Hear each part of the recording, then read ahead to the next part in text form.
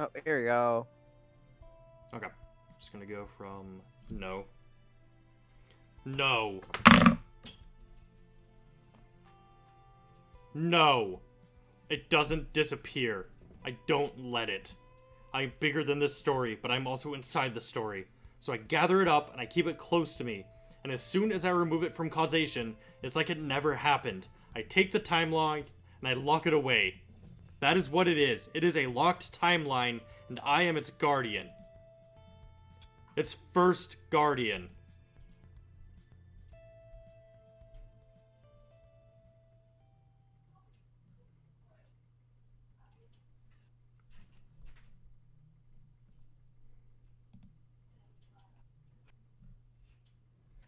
Wait. Well, I guess that's it. That's the game.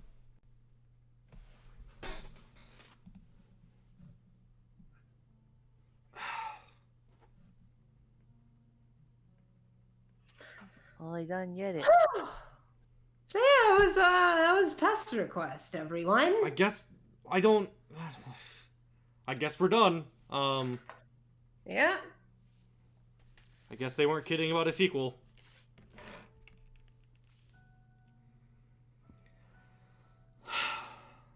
Oh well. Well, I mean, that kind of wraps things up, though. I guess. Like- fuck you. This exists. I'm not gonna let you get rid of this. Yeah, it exists separate from everything else. Mm-hmm.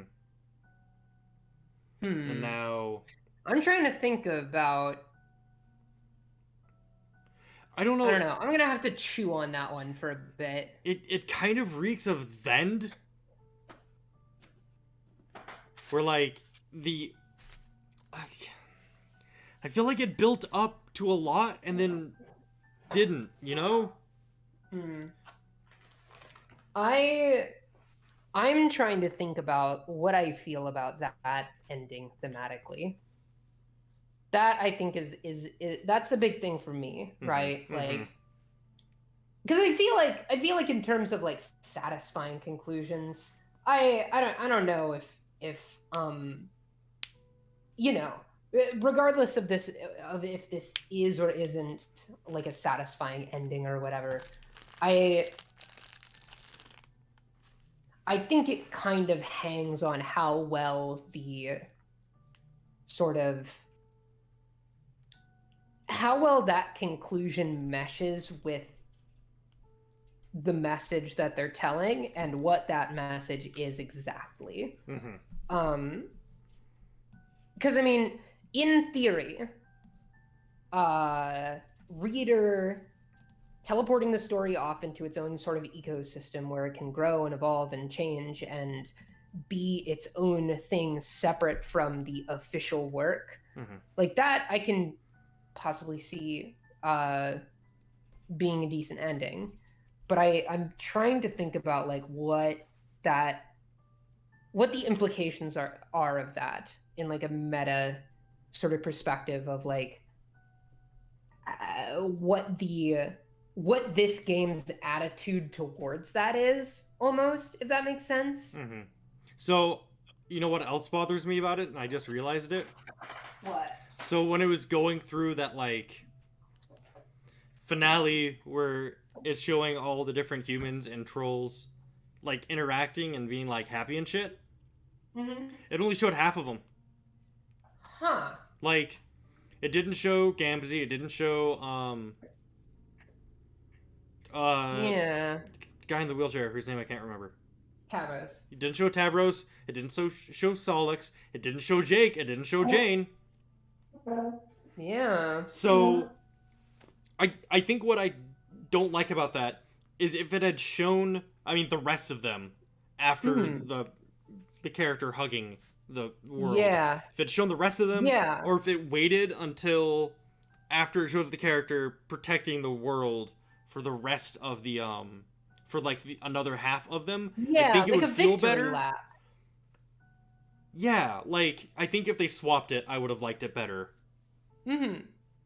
Or like, you know, it's first Guardian and then it does all of them and then it cuts. I think it's just they ordered that wrong so that the climax didn't feel like a climax, I guess. Yeah, it doesn't it feels like the sort of ending they have sort of feels like it cuts off a little abruptly. Yeah. Like we get the impression that, well, okay, because I'm in two minds about this, right? Mhm. Because with the ending how it is, it's sort of a and everything else exists without like outside of this official capacity, right? Mhm. Like this game, whether whether you choose it to be or not, is like something that is within the quote unquote official realm of what Pumpkin endorsed media. Right. So I guess the game just cutting off there once the reader has full control over that portion of the narrative sort of makes sense insofar as it's being like, okay, everything that happens from here on, it doesn't happen here. It doesn't happen as dictated by the authors. Mhm. Which I can get the sort of what they were going for there, but yeah, like in terms of being satisfying, I don't know if it earns it. I don't think it sells that idea on its own well enough. Because that's all like subtext I had to sort of pick up from thinking about it and talking about it, you know? Mhm. So I'm just checking the like credits. Yeah. So Hussey wrote all of John's. Yeah, that makes sense. The director wrote the prologue, Rose, Karkat, Gamzee, Nepeta, and all of the afterword. Okay. Um. So I'm just curious if like Kate wrote Vriska. who's Kate? Um, I'll talk about it later. One of the people who were mentioned in that video. Oh right. Anyways, I'm just going through this and seeing. Okay. Yeah. How many of these people actually were writers? Like Cindy Uh, Dominguez. only only those three um were only Aisha, Hussey, and Kate were like from the team, I Okay. believe. So that's 7 out of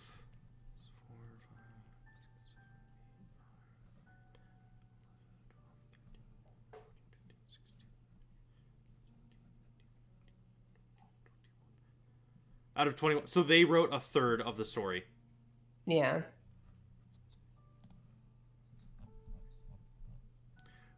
Wait a minute. Pfeffery, no warnings. Who wrote Pfeffries? Because I have a feeling. Thomas Carr, you need to write your content warnings better. Hmm. Anyways, my rant about the third path. So, Autumn, Yeah.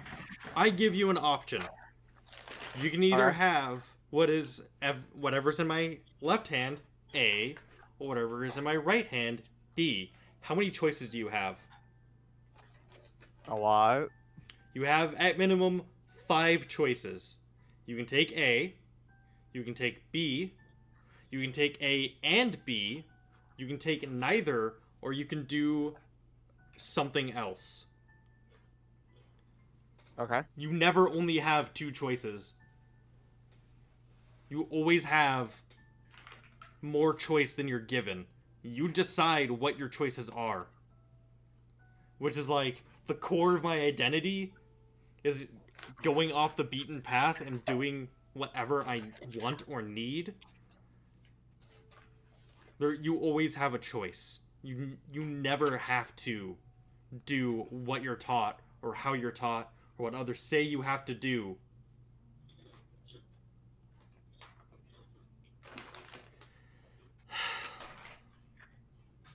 But yeah, that's Pesterquest. That's Pesterquest, folks. Ba-da-ba, ba-da-ba.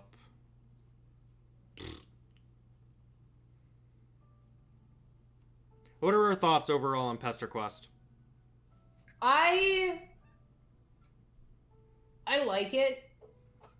I think certain routes taken. I think as a whole, Mm-hmm. um, there's, in my opinion, a lot of.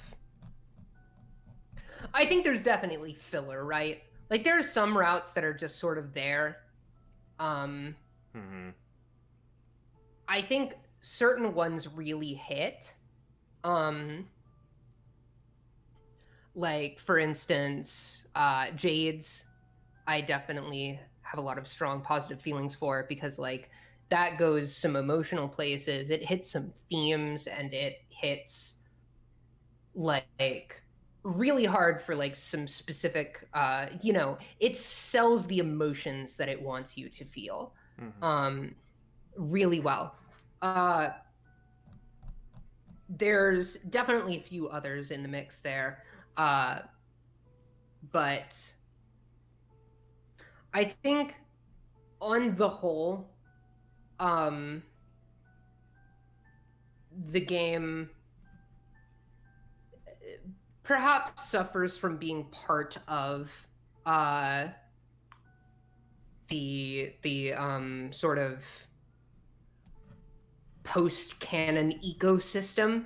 Mm-hmm. um because while I think discussions about canon and story relevance and authorial intent and et cetera, I think all of those are worthy topics for a story to be discussing.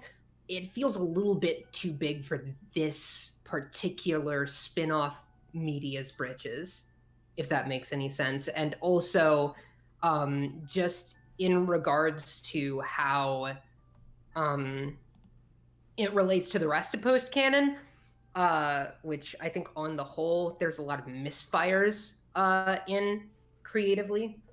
Uh, I think it's held back by that context. Mm-hmm. Um, in my opinion, uh, I liked my time with it though Mm-hmm. because I got to spend it with y'all. Aww. Aw. This is definitely a visual novel I would not have read on my own. Yeah, I would have. honestly, If I had bought it before it was done, I would have read up to like current, and then whenever it was like, "Oh, we've updated with a new chapter," I'd be like, "Oh yeah, I'll read that later," and then I never would. mhm. I kind of did the same. I back when the Friends Sim was coming out regularly, Mhm. I read maybe the first three chapters, Mhm. uh, all of which I read with friends and didn't really progress further because it just wasn't grabbing me on its own. Mhm. Um, this I feel like I might have gotten further in just because these characters I have familiarity with, and some of it is legitimately really well written, like really good, genuinely. Mhm. I want to give credit where credit is due.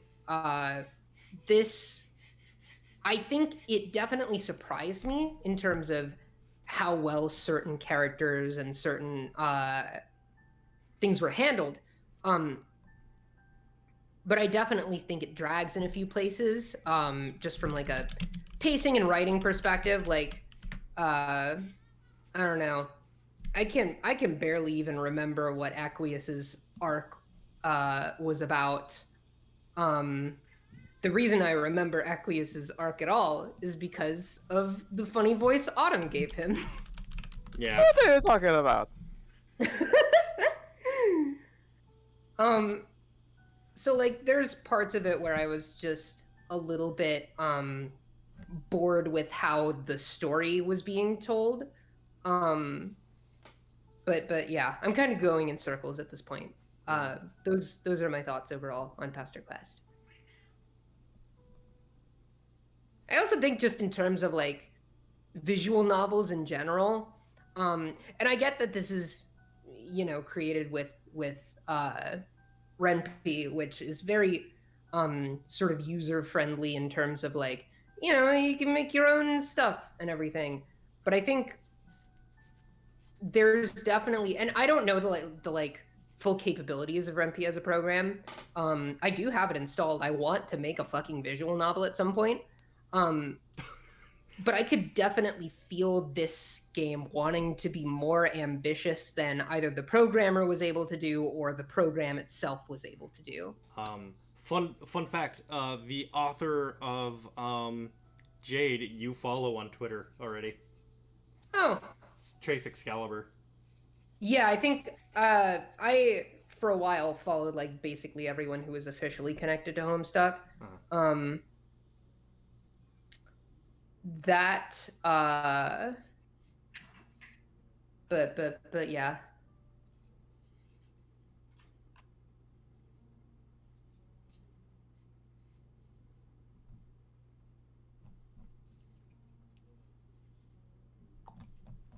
Yeah, his Tumblr is dead though. And Twitter. Yeah.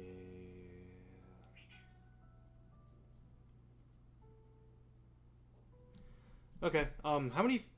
Streamlabs isn't showing. It's saying we have 0 viewers, which I'm guessing is inaccurate. I mean, I'm watching. I'm watching. How many viewers does it It say? says 2 for me. Oh, Yeah, so I think it's just us. jeez. Yeah. I didn't think our takes were that bad.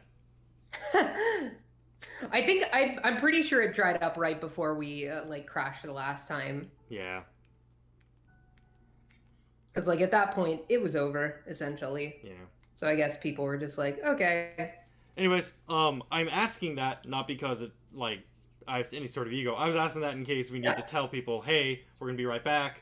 I'm gonna mute everything so that we can talk about what visual novel we're gonna play next. So Okay. we're gonna mute these two, and actually we're gonna quit the game. Mm-hmm. Gonna put out that BRB screen. Yes.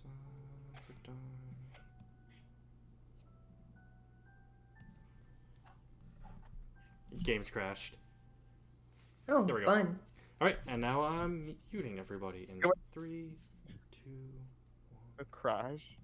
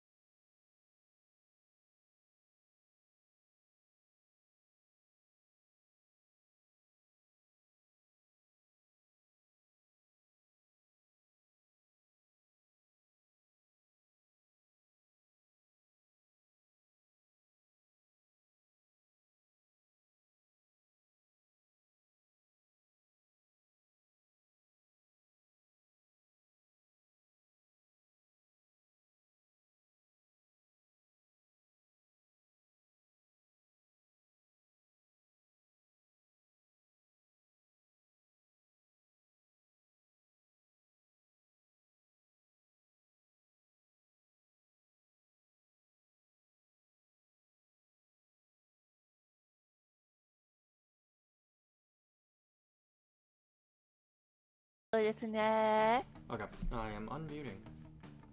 お願いします。 And close that. Yeah.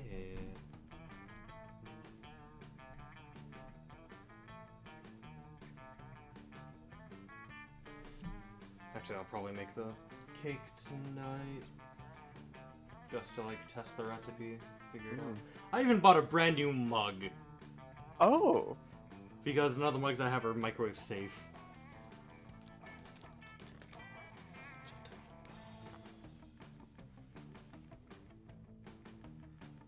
Also, in retrospect, we really should have done this yesterday, so I shouldn't have to worry about going to work. Whatever. It is what it is. It is what it is. We made our That's decisions. We got what we wanted done today, and now we're gonna have some chill fun. Yee. No more meta talk. I can't wait to talk about all the meta stuff in Monster Camp. Nah, no more meta, please. Turn that on. We're gonna block all the really bad stuff. Turn down the sexy. I guess I can show people what's playing. We're playing Monster Camp. I know I said we wouldn't, but Wow. Wow. Hold on, let me put an announcement in my thing. nice.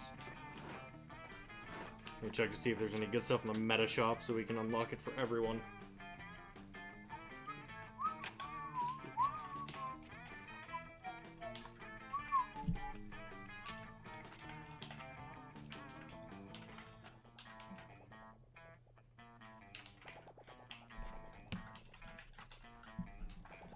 Let's see, we got... Ooh, I can buy the fairy tales. Yo. Let's do the fairy tales outfits. And then, what else do we have that I could buy? And the Savage Sea.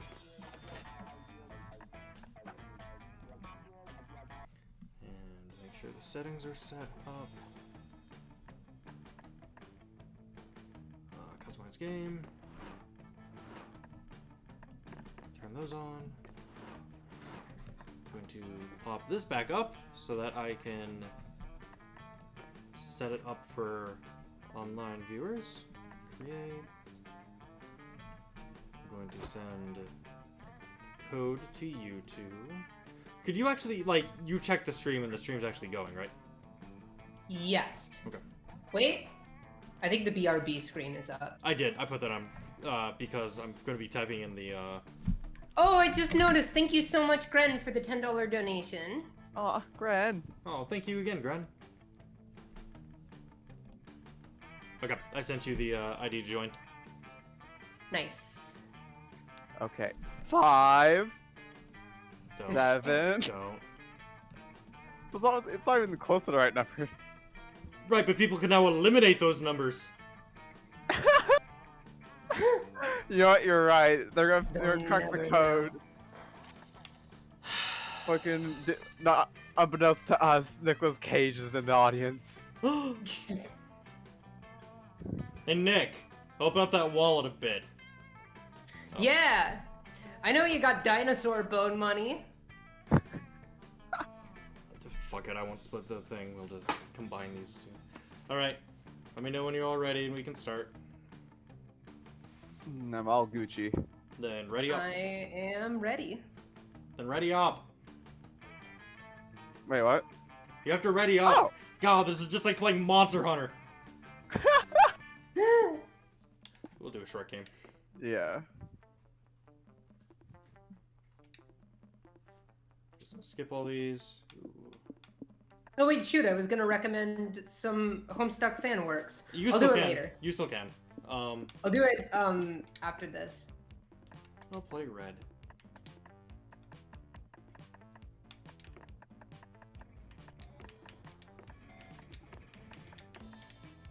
Let's do this.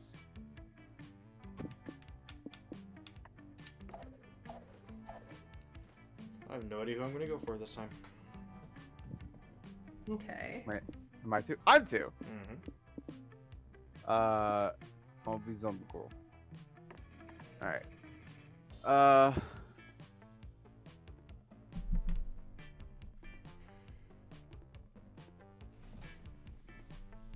Yeah, muffin.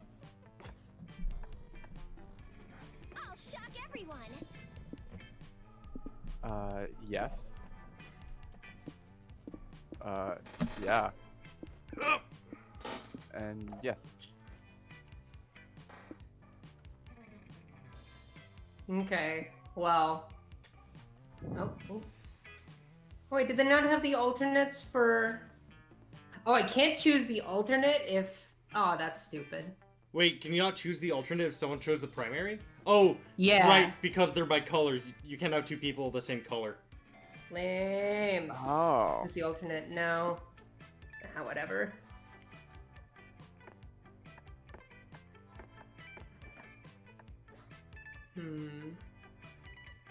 Yellow is me. I identify with yellow on a deep spiritual level.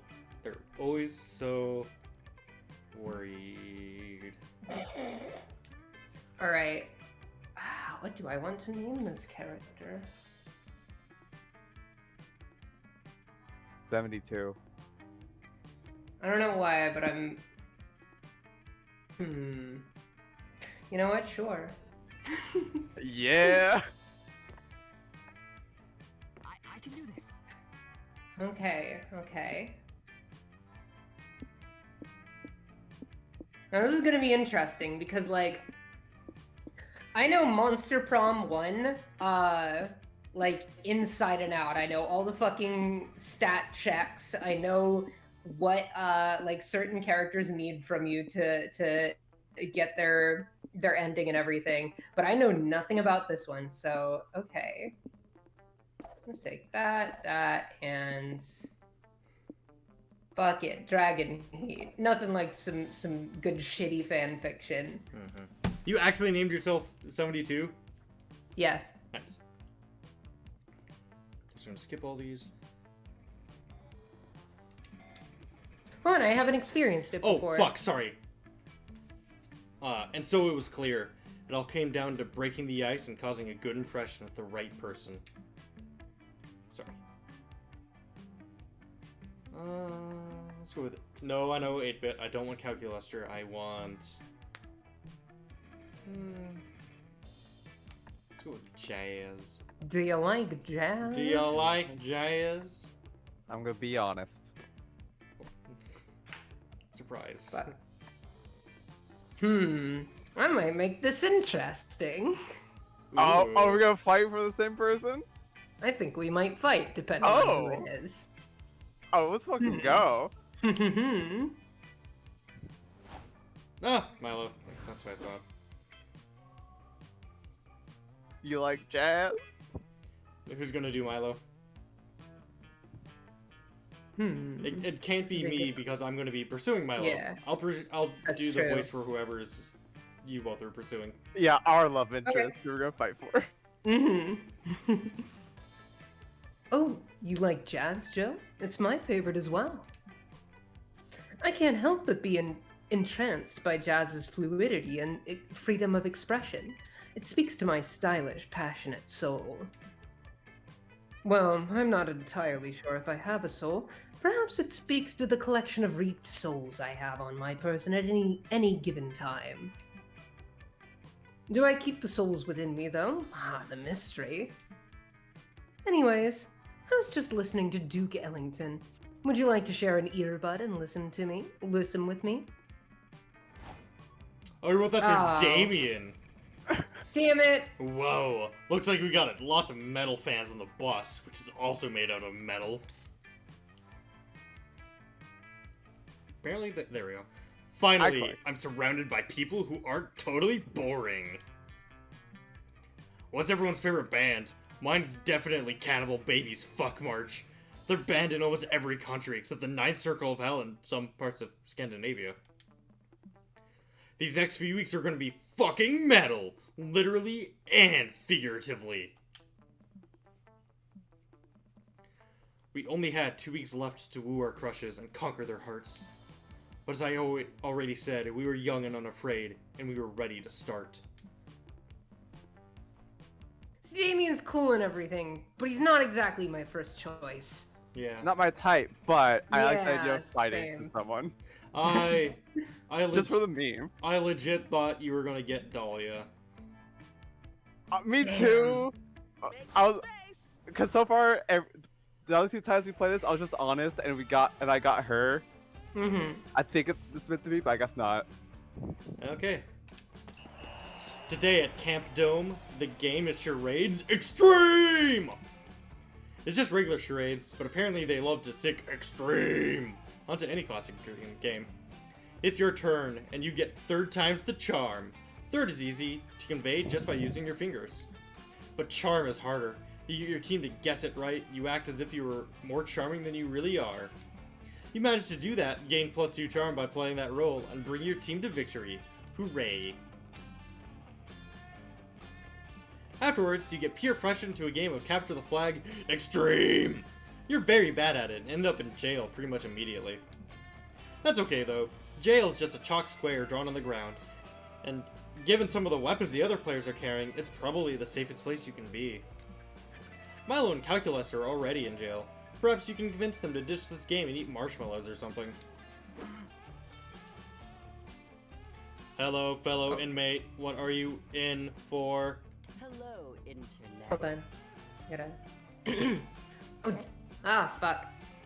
I'm trying to get my windows situated. Ah. Don't mind him. He's been like this ever since they put him in here. That's pretty good content. Admin permissions to. Prison has changed me, Joe. Would you like to trade me some cigarettes in exchange for my fundamental dignity? Yes, no.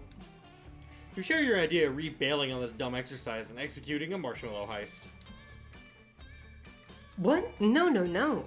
Can you imagine what it would do to my brand if I was caught cheating at a game? Undermining the laws of reality, subverting life and death.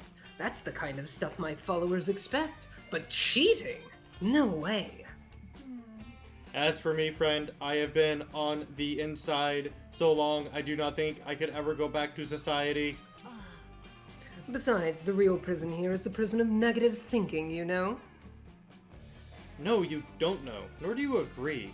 But if your fellow prisoners insist that this is a real jail, you'll just have to orchestrate a real jailbreak.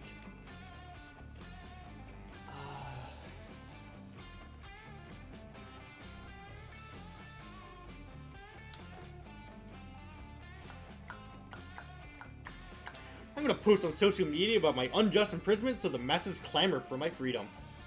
Hell yeah. You compose an emotional narrative about how you've all been victimized by the sports industrial complex. Plus your fingers were crossed when you tagged, so it doesn't count. You reap what you sow. Ooh, let me help. How about this for the last line? Though we are imprisoned in chalk jail, we are free in our hearts. But our hearts are also imprisoned in chalk jail. May I chime in? You have perfectly captured my struggle, friend Milo. Shall I artificially extend our social media reach? My second cousin is a Chinese botnet. Working together, the 3 of you managed to whip up a firestorm of outrage over your tragic plight. Soon, your chalky cell is surrounded by protesters, weeping and tearing at their clothes, overwhelmed by the injustice of your situation. Fingers crossed! At what cost? They chant. Several people go on hunger strikes. They pass out from hunger. It's only been an hour, but they're very committed. Milo, due to their intense media savvy, gets interviewed by a popular online publication. Magnificent. You know, I just think that what we really need to focus on here is all the people out there in chalk jails who aren't being talked about. This is about them. Oh, I need to change the, Oh, stream thing. Oh, the game.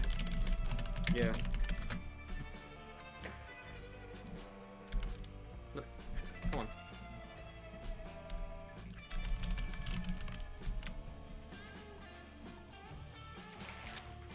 I'm have chip.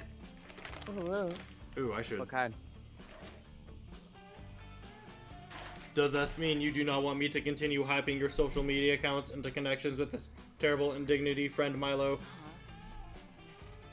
What? No, keep doing that, obviously. How are we supposed to have an appreciable impact on the culture if I'm not famous? Eventually, the masses of protesters outside your cell reach critical mass. The chairman of the National Capture to the Flag Extreme Association issues a statement.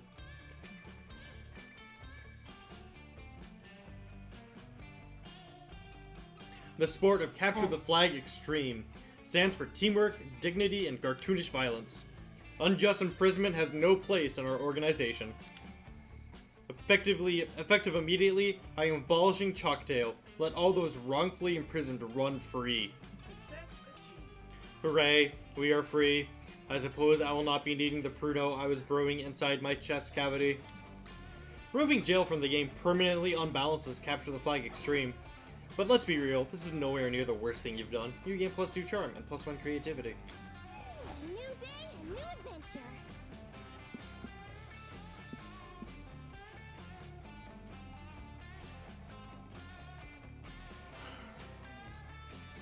Do you need a reminder of what each place does, Autumn?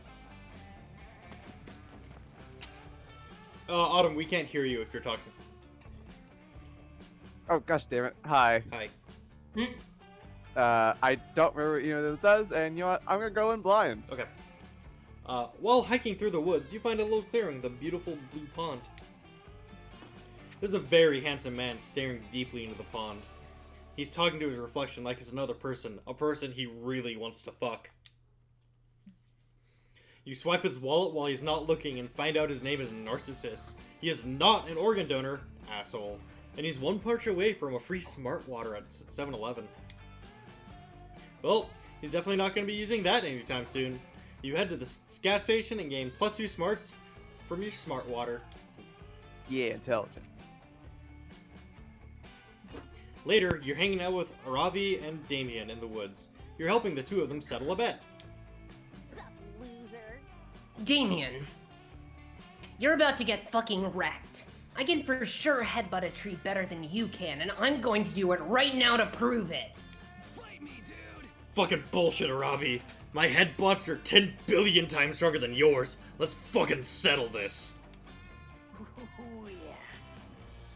Let's make this a clean tree head butting contest, you two. Standard rules. Biggest truck creator wins. Here you go. On my count. 3, 2, 1. Oh, hello! Look who wanders through my forests. A crowd of plump, delicious, fresh children. Hello, children. Oh no, it's that old woman who lives in the woods. The Baba Yaga. To be quite honest, she's annoying as hell and everyone knows it. Shut up. Hey, shut up. Don't you know it's rude to interrupt a tree headbutt contest? Now my forehead velocity is gonna be thrown off by like 0.002 milliseconds. Yeah, tell me what you want. Leave us alone or put your forehead through this fucking tree trunk. Yeah. You guys, quick side notes. Am I the only one who notices that the Baba Yaga smells so much like soup? The soup smells overwhelming to me right now. I can't get over it. I'm so very sorry. The Baba Yaga did not mean to interrupt you, tasty children. Just that I'm in need of a big, strong child to help me with a chore. See my house? The Baba Yaga points into the forest. Yep, her house is like 40 feet away. It's standing on chicken legs, it's super creepy, and it smells like children parmesan. You see, children? The Baba Yaga's oven is broken. I need a toothsome, savory child to climb inside and fix it. But there's only room for one child. Which of you will help me? Huh? Whoa, your oven's broken? I'll help you, even though you're a super weird old lady that sits in a bowl. You're outraged. Damien's picking this fucking moment to start behaving like a kind, helpful Boy Scout who's gonna do a chore for an old lady. She's obviously gonna kill him. Eat him. What? No. I just love being inside of ovens, Bob. They're warm and shit. Level up, loser. Back off, Damien. I am helping the Baba Yaga. This is a side quest if I've ever seen one. Plus, you're too much of a weakling to fix an oven anyway. Fuck off. Fuck then, fuck you. I'm fixing that oven and there's nothing you can do to stop me. Yes! Fight, children, fight! I can't wait to feast on the lean, cursed fighter child, or perhaps the spicy red baby. Wow, your friends are dumb. If they get into the Baba Yaga's oven, it's painfully obvious that she's gonna cook and eat them, so figure out some way to not have that happen. Alright.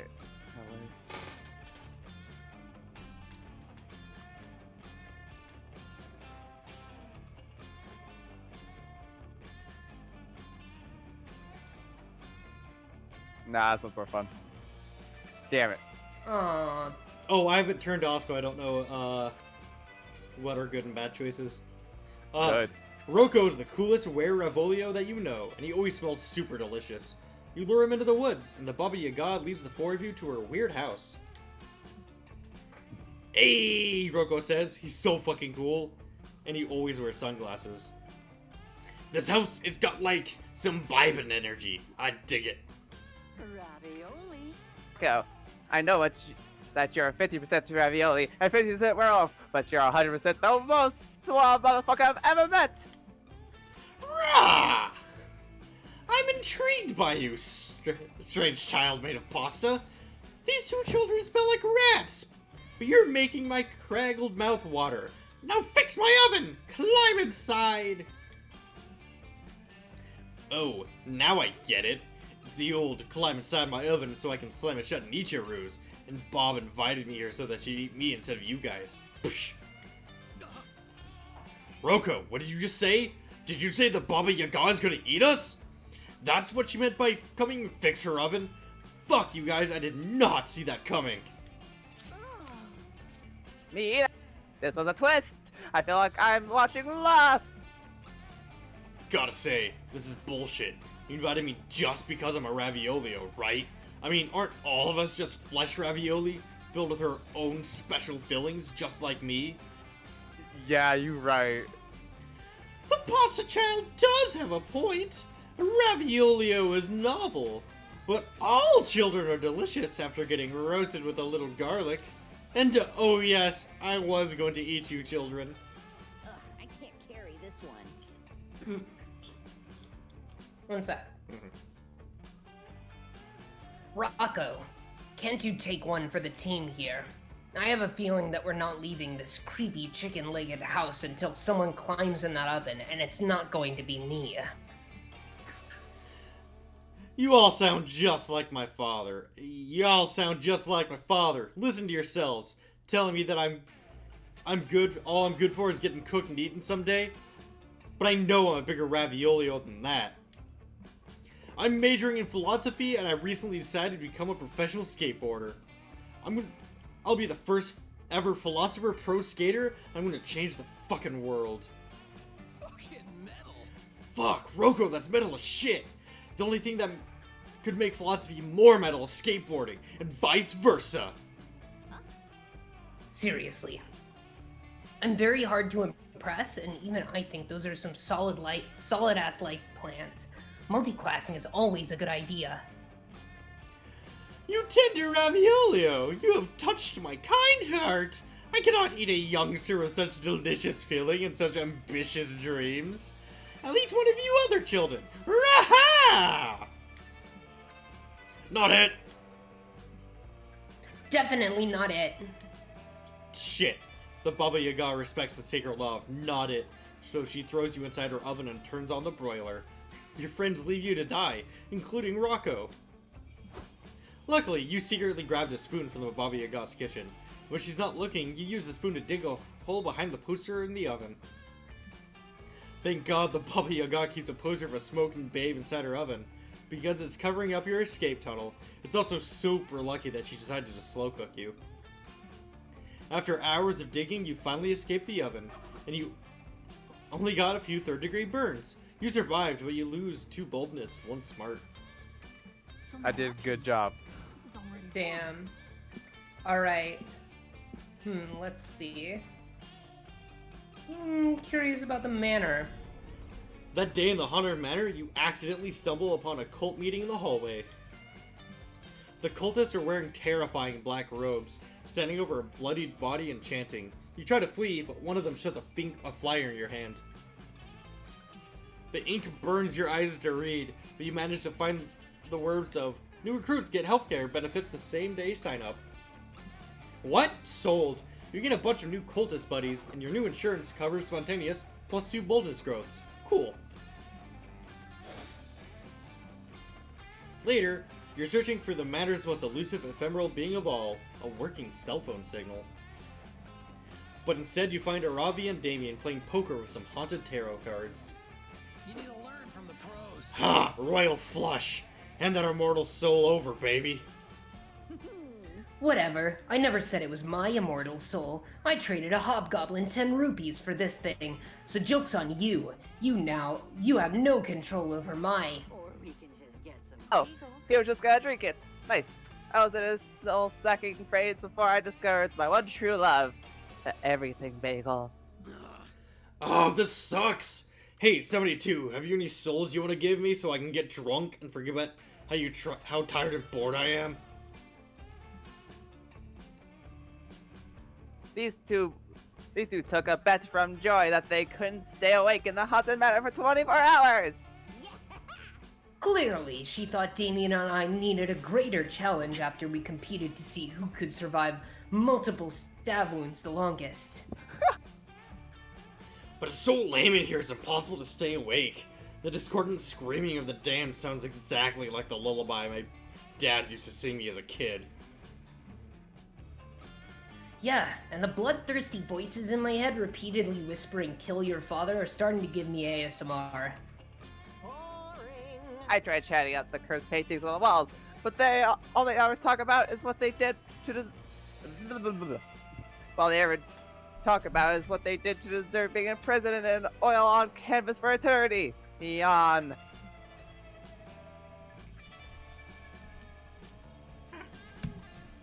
Joe, that's Hey, you. 72, why don't you help us not kill over? Either entertain us with your antics or by letting me burn off all your eyebrows. It's always nice to be needed.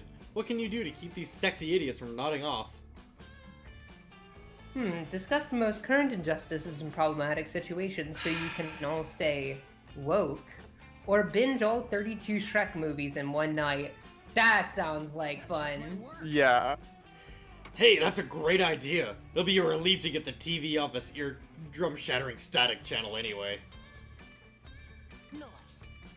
I knew keeping the entire Shrek filmography in Aravi's bag of holding would pay off someday. Yes, as you may well know, there are 2 main differences between the Monster Prom universe and your universe. 1, monsters are real. 2, there are 32 Shrek movies. It truly is a blessed realm. You watch Shrek and quote the Onion monologue perfectly. You watch Shrek 2 and sing along to Jennifer Saunders' flawless cover of Holding Out for a Hero. You debate how the fuck Donkey got the Shrek pregnant in Shrek the Third, and agree that Shrek Forever After. I'm sorry. Rewind. You said how the fuck Donkey got the Shrek pregnant. Hey, Yeah, maybe I know something about Shrek 5 you don't. Oh, fuck. Oh shit. How the fuck Donkey got the dragon pregnant in Shrek the Third, and agree that Shrek Forever After was so forgettable I can't even make a good pop culture reference about it. Alright, time for Live Free or Shrek Hard. I love Shrek's action film period. Oh god, my tummy's a rumbling. I'm more a fan of my neighbor Totoro. Totoro. Totoro. Totoro. Totoro. BCI Lord Farquaad was the best thing that ever happened to this character. Judge me if you want, but my favorite is still Puss in Boobs. The only way to make Shrek better is by making it rated NC-17. Damn, I spat everywhere. You've watched them all. Shrek, Mall Cop, Shrek Noir, Shrek 27, it's just Shrek 2, but we renamed it 27. Shrek 30, Untitled, the experimental Dadaist Shrek movie in which Fiona contemplates a banana for 180 minutes and then vomits slime. Your all-nighter Brinch turns into 3 straight days of Shrek, but who's counting? Shrek is truly both love and life. Fuck. You won the hell out of that bet, and at one point you even graze hands with your sexy friends while reaching for the popcorn. You gain +2 creativity and +1 fun.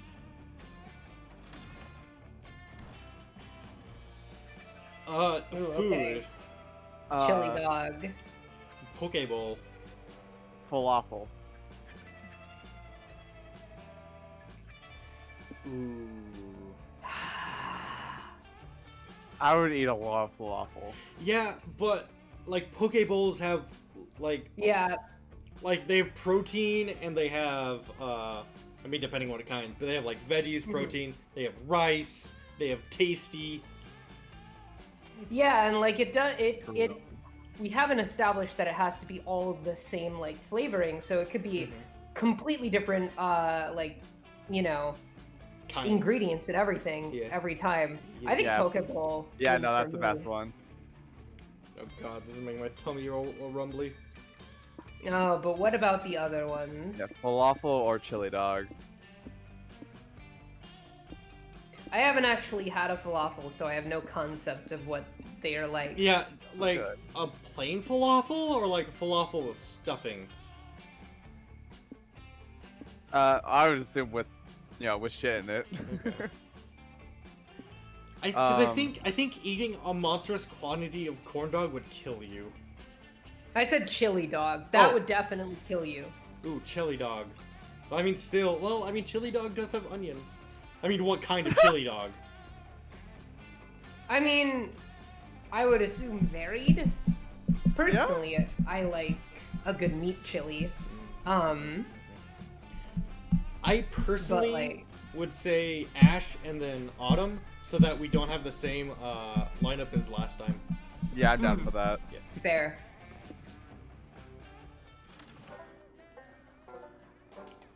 Oh shit, they weren't kidding about short.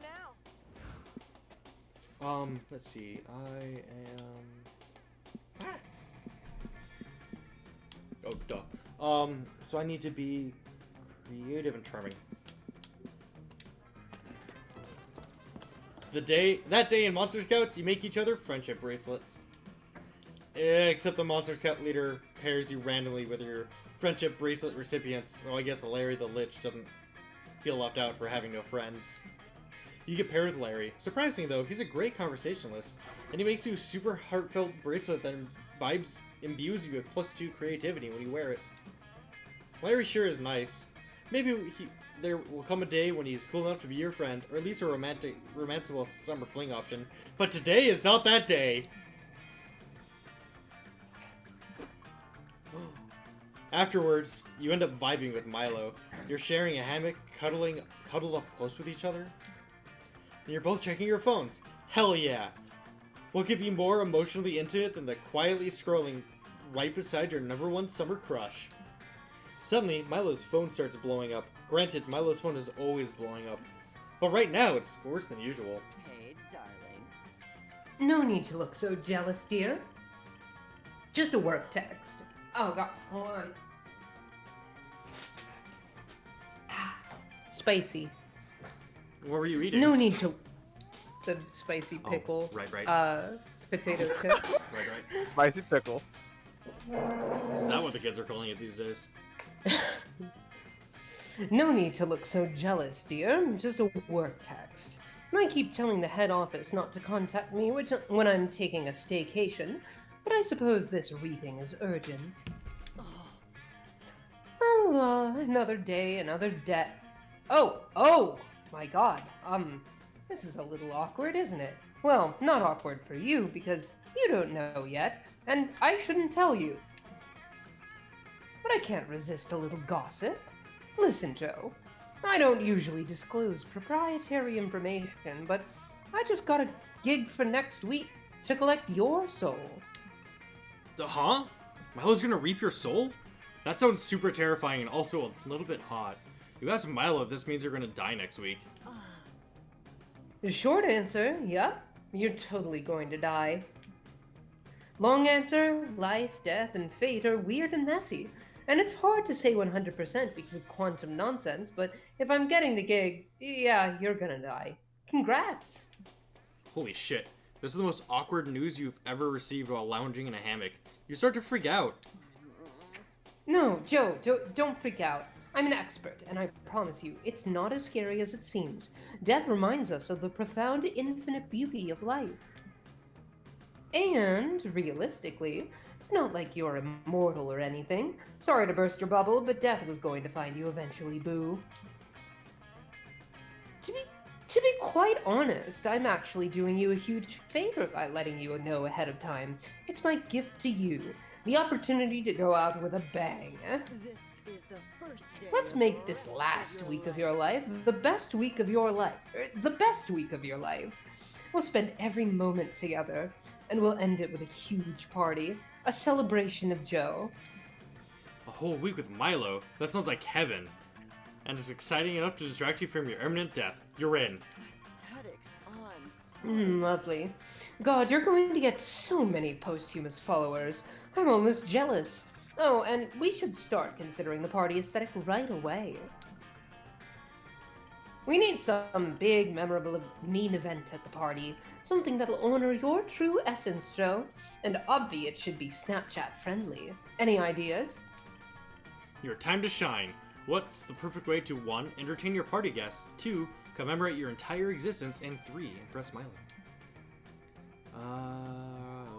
Cardinal medium of interpretive dance. Or toasts in your honor.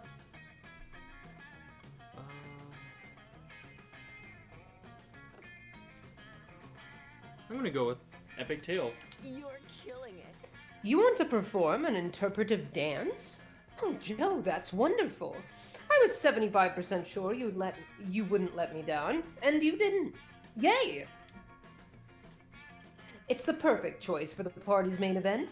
After all, dancing is the second best way to celebrate being alive. The best way is driving a jet ski, obviously. Obviously. Obviously. If it was in Sonic Rush Adventure for the Nintendo DS, it's Can something you? that's worth doing. Can you go 1 game? 1 hour? No.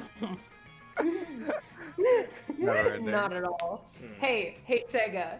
I'm gonna say this again. I'm pretty sure I said this with friends the other day or something. Where's the Sonic dating sim? Where's the Sonic visual novel? Where's that? You can find those online. Haha, bet you could. Where's the Sonic College AU?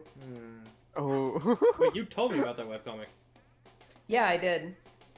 Shit, wait, did I talk about did I say the fucking Sonic visual novel bit when we were talking? I feel like I did. You did when we were Yeah. talking. I don't know if it was during recording. But anyways. Okay. But I have one concern about the dance number: emotional vulnerability. Dancing can be so revealing of our internal psychology, you know? As they say, the hips don't lie. We'd better rehearse your story of my life dance before the party. Go on, give me your raw, unfiltered truth, and I'll make sure it's feed-worthy. You perform a dance for Milo in honor of your existence. You pour everything into this dance. Your love for Milo, your fear of death, and your goddamn heart and soul. Joe, you're an artist. My god, I'm shook. I can't believe you've been secretly profound this whole time. Your movements were simply breathtaking. Your rendition of the robot was a classic, and also a searing indictment of modern industrialism. And those strange, awkward hip gyrations, they perfectly expressed your belief that we're all imperfect beings, united only by our mistakes and shared experiences. Life. Real quick, I really gotta let my dog out, Okay. so I'll be right back. Okay. Y'all can keep going. Don't even get me started on the dramatic leaping. Such an apt metaphor for life. We're all just leapfrogs jumping between lily pads in a pond full of our tadpole babies. But still, something was missing. I think it's the end of the story, your death. You need a big finish that stares death in the face. I can't believe I'm saying this, but Joe, you need me. Want to finish off your performance with a little tango of death, hmm? Come on, game.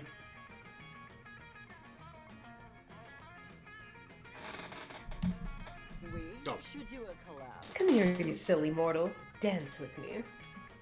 You and Milo rehearse the most swoon-worthy, sexually charged, erotic death tango of all time. That rehearsal was just so stirring. Like seeing an erotic butterfly breaking free of its cocoon. And I'm sure the real thing will be even better. You've got me pining a little, Joe. In the meantime, we should move on to the next activity in your final week of life. An afternoon wine tasting at the region's most expensive vineyard, shall we? This is quickly turning into the best week of your life, and is all thanks to Milo's undeniable charm. Their charm is so undeniable that you actually gain +3 charm yourself. So many options. Alright, it's me. Camp Dome. That day at the Camp Dome, you play all the classic children's games. You play the classic children's game, The Floor is Lava, with a twist.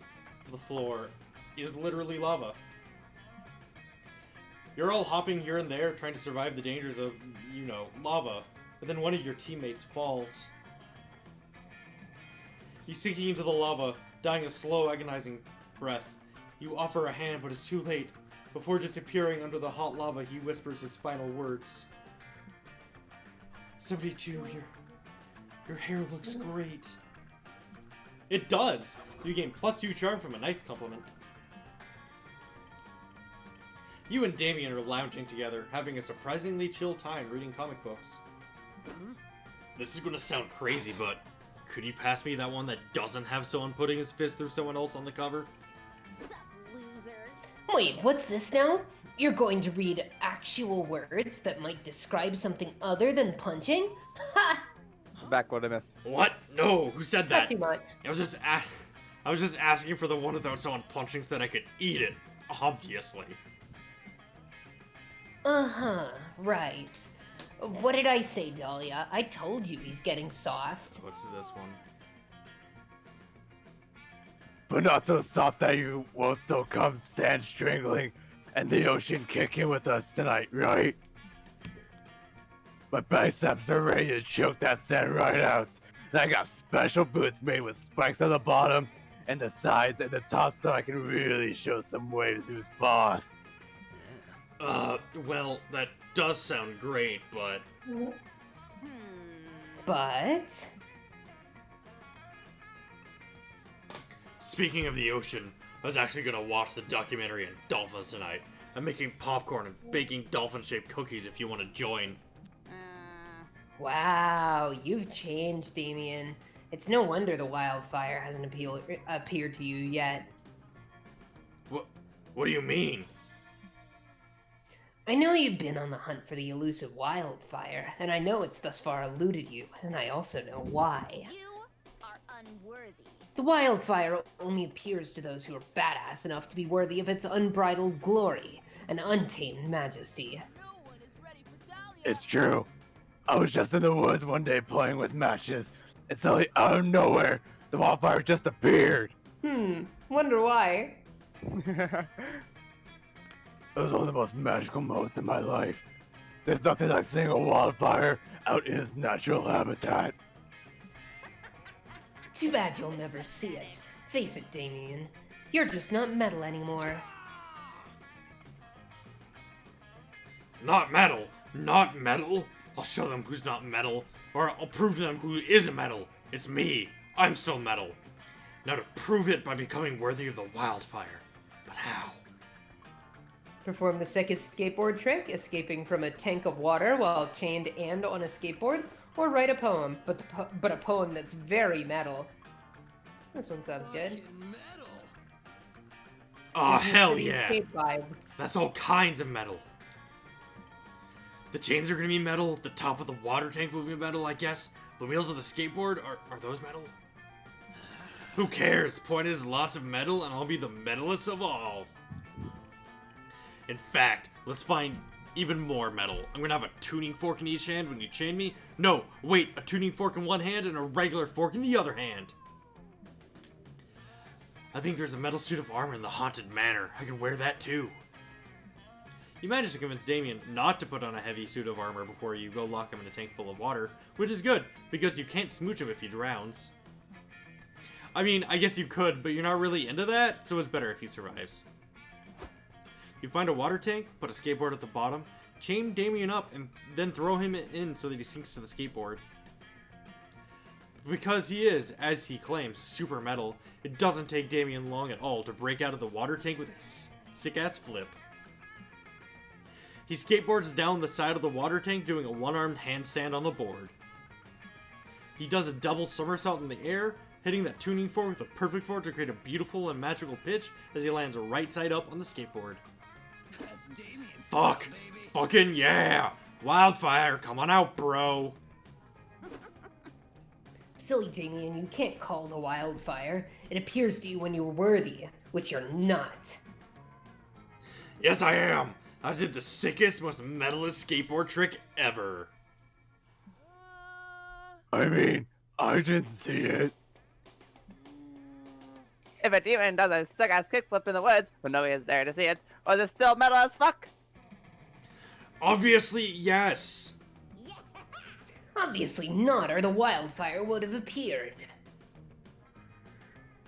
72 saw it, ask her. Oh, Damien. We all know 72's a thirsty bitch who would say anything to get attention from you. Let's maybe tone it back a little bit. Dahlia's right, you are a thirsty bitch, 72. But you're a thirsty bitch who helped me out today, and I appreciate it. We're like masters of survival. Let's try again sometime soon. I know next time we can get that wildfire to show itself for real. You're not sure that the mystical wildfire actually works. But hey, if Damien wants to hang out with you more, you're not gonna stop him. You gain +2 fun and +1 charm. Adventure awaits us. Bop turn. Voice cracked. Fucking Dahlia. Yeah, Dahlia is hard to do. Yeah. Oh, it's fun. Like, whenever I do Monster Prom with friends, I usually I've weirdly it's like I've tried doing both Damien and Dahlia's voice, and it's hard to one differentiate them and two go between them and make them sound different enough. Dahlia, I feel, sounds like even tougher than Damien, though. Like, definitely, Yeah. look at her. She's That's why I'm- fucking magnificent. Yeah, I love her. That's why I'm going real I low would with be a thirsty bitch for her. it. Same. All right, going swimming. Nice. I'm going game. Let me swim. Game. Video game? There it goes.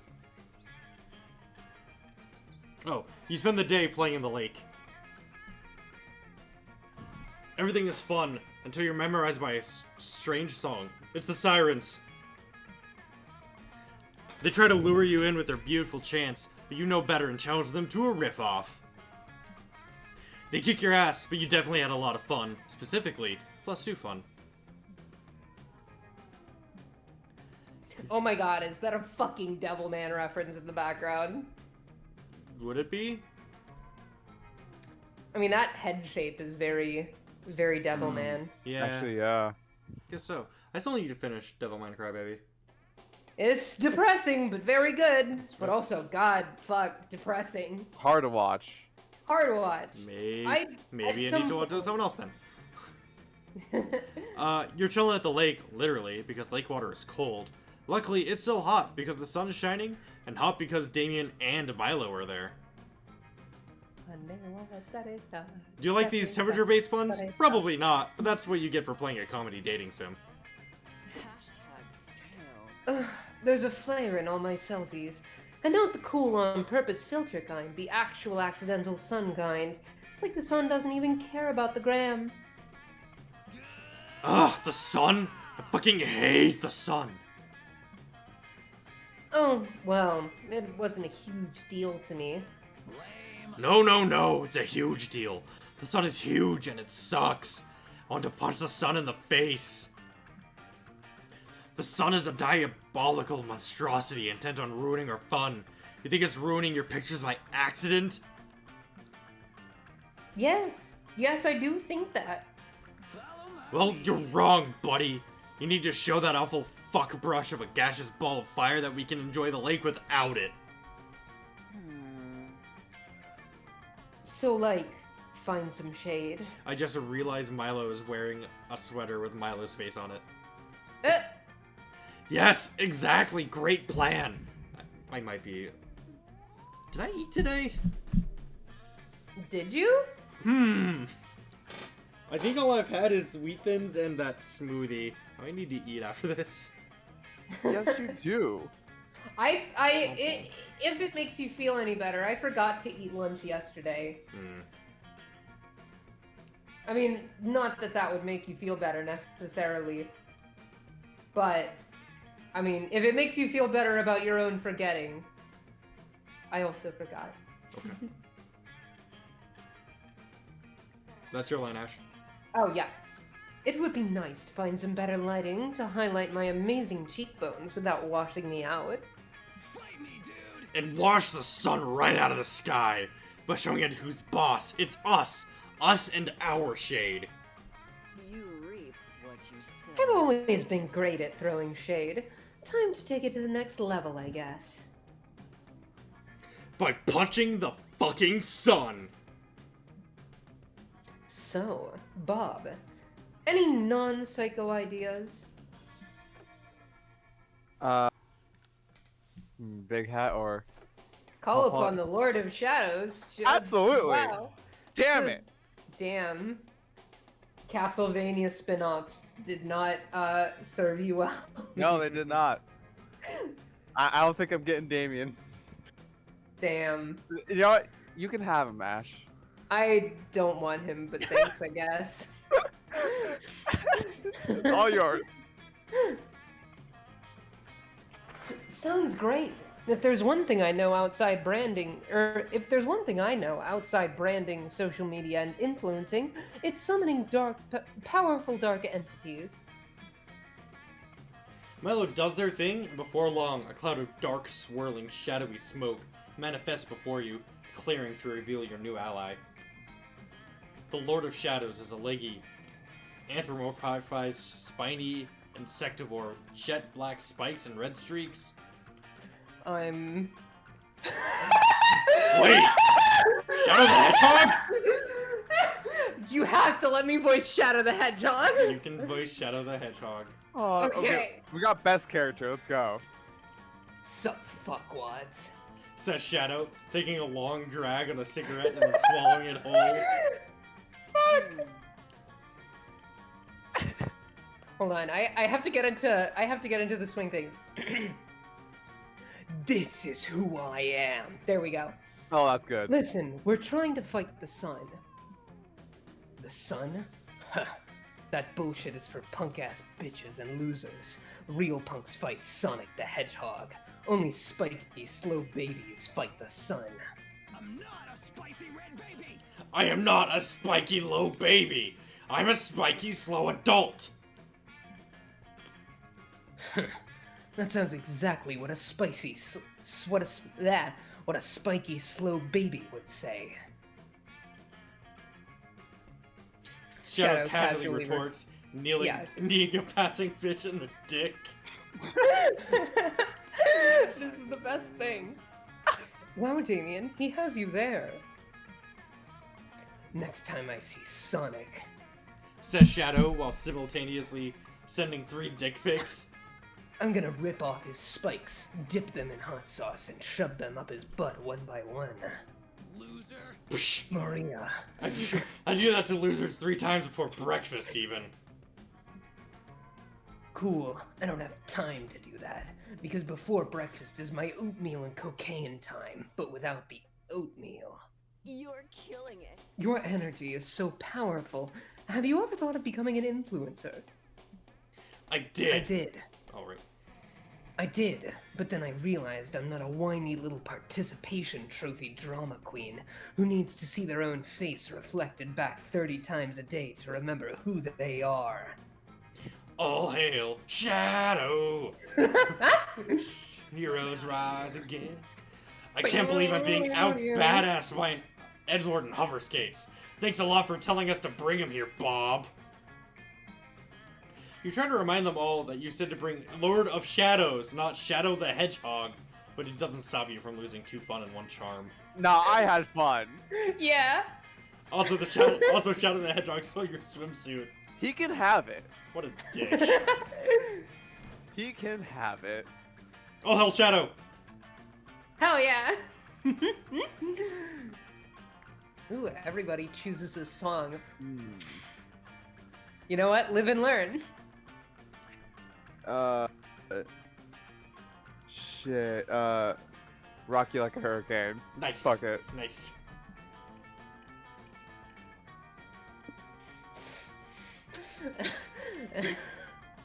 Oh, ooh, actually, that's hard.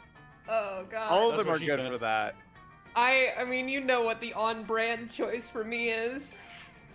But Rock You Like a Hurricane is a sex song. Yeah, Rocky Like Yeah, that's Hurricane true. is an actual sex song, so I say Fun that. fact, actually. Fun fact. Side note. Crush 40 has a sex song. What- I'm not joking. What song? It's not in any of the Sonic games. Well, then I don't They care. did like 1 or 2 like albums that were not connected to any game. Mhm. It is a song called Down and Dirty, and you listen to the lyrics, and it's a song about fucking. Okay. It's a song about fucking.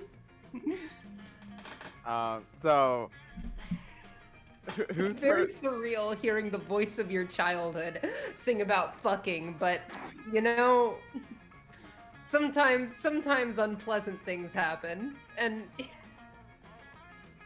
you just gotta accept it. So how we feeling? I'm voting All Hail Shadow. I'm voting for someone else because I don't want to keep being first. Fair enough. Rock You Like a Hurricane is a sex song. Yeah. I'm fine with whatever ordering. I say Rocky Like a Hurricane. Okay. I agree. All right, now, All Hail Shadow or Live and Learn. I'd say Live and Learn. Live and Learn, in fairness, like, that was like the finale song for the big Sonic concert. Oh, so for the like, big climax. Yeah. yeah. Yeah. All right, that convinced me. Yeah.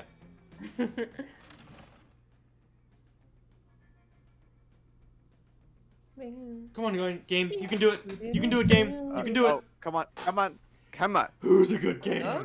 Who's a good kid? Who's a good kid? Video game. I'll play the game. All There right. we go. Oh yeah. Okay. You know what? I'm a mysterious loner. You sit on a I log don't- by yourself. I don't need shit.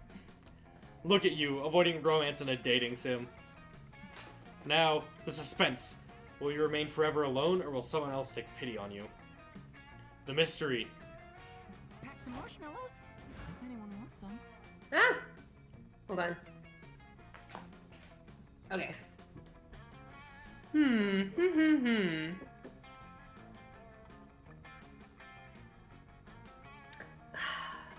Aravi's really cool. Robbie's dope. But if you're going Nice. after Damien, you should. Okay. I That's- don't really care. You know that? Okay. I'm just in it for the ride. It's dark. So dark. The darkness surrounds you. You are lost to the darkness. Suddenly, you remember that your eyes are closed. That's why it's dark. You open them and you see a Ravian calculator hanging out by the campfire nearby. Excited for our food truck. 72. I am pleased to see you. We are brainstorming some ideas for your incoming business venture, a food truck. The adventure. Yep. Must begin. Between the 3 of us, we have all the skills required for a food truck. Snack food enthusiasm, relentless ambition, and the ability to Google recipes. Snacks though? I'm the one bringing the snack food enthusiasm. I've eaten 12,421 different flavors of Pringles in the last week alone. Psh, Damn, impressive. ProZD does that in his sleep. And as usual, I'm the one bringing the ruthless ambition. I'll do whatever it takes to win in any situation or context, regardless of what's socially acceptable.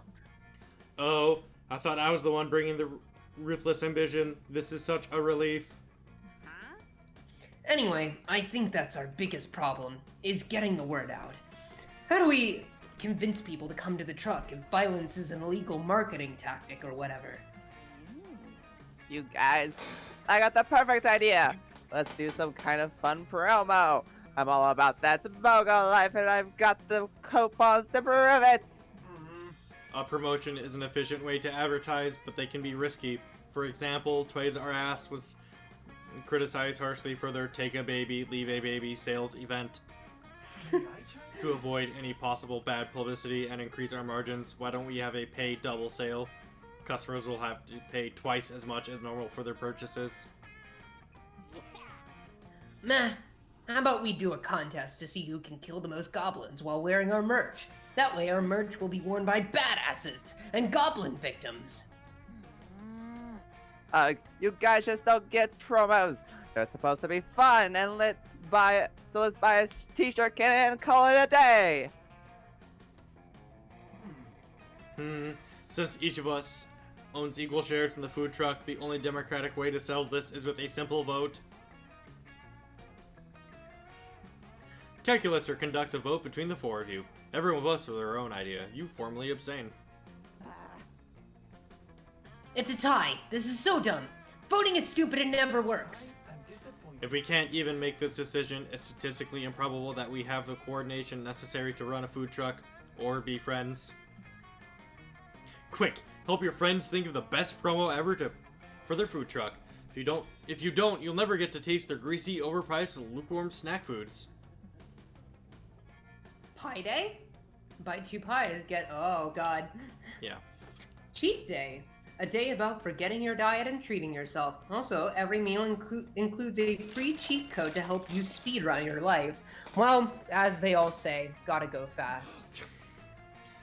Oh, how feasible. Cheat days are a very popular concept. For example, every 2 years I cheat and allow myself to interrupt someone even though it's not polite. Hell yeah, bro. On my cheat days, I give myself a special treat, consuming Arabi's most precious memories. Damn it, Hex, is that why I can't remember any of my loot-themed childhood birthday parties? Whatever. Those memories aren't that precious. Anyway, we should totally do the cheat day promo. It's a sick idea. I take a cheat day once a month myself. Oh, we're rare, Arabi. You realize that the government sends out national security alerts about your cheat days, right? Huh, that's awesome. And honestly, it's justified. I usually start out a cheat day by inputting a quick rosebud or motherload command for infinite money. Play of the game. And then I rapidly jump up, up, down, down, left, right, BA, and then I press start. That gives me infinite lives, so I'm functionally unkillable.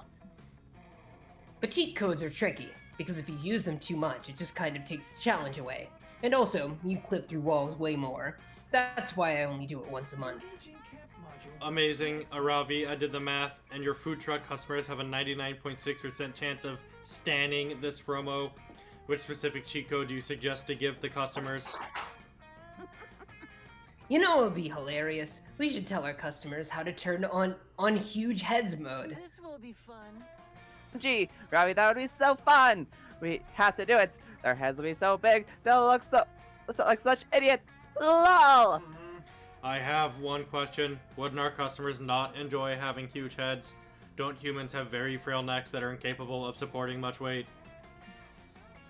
Oh yeah, good point. I guess we could just give the customers a cheat code to skip everything and get to the final level. What's the final level? I can't explain it, Cal, but when you get there, you'll know. Trust me. I mean, I guess And you're I pretty great. guess one of us should say thanks to 72 for coming up with a good idea. Thank you. Thanks. You have an awesome afternoon brainstorming food truck ideas together. At one point, Aravi mentions that she wants to show you her hot coffee mod later. Score. Let's start a fire. But like a campfire. Aww. You sit with Bob. Lit the blanket on fire. You two bond being over the only self-aware video game characters sitting around the campfire. You laugh as your companions jump through hoops to gain stats and love points, as if those things matter in the real world. Haha.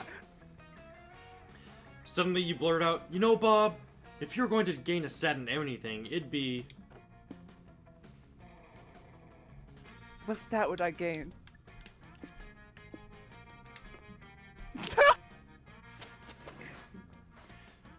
You're shocked.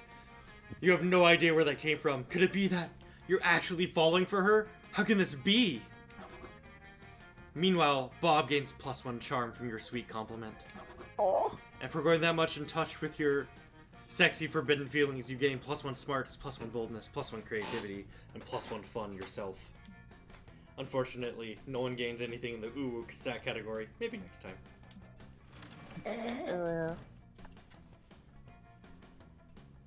Ooh. Oh. Do we want to do gamble or just choose? Oh. Spice it up. Make it Spice it up. random. Make it random. That weekend, you feel like getting wasted, so you go visit none other than Juan. Nya! Nya nya nya nya nya nya nya nya nya. Nya? Nya nya.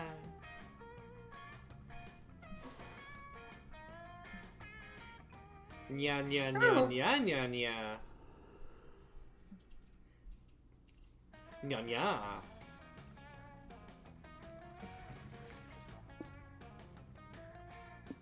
Oh, it's the box. Let me go on.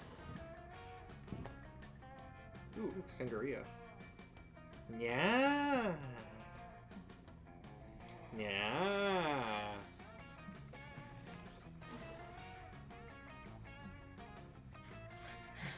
Nya.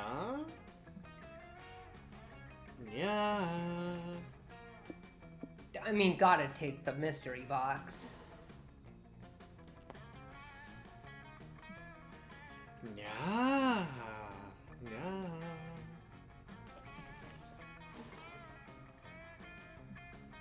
Huh. Bone hurting juice. Well, Sounds I mean, I delicious. was just gonna drink whatever I got, but since everyone else chose the box... Oh, I got the dumpster fire! Yeah!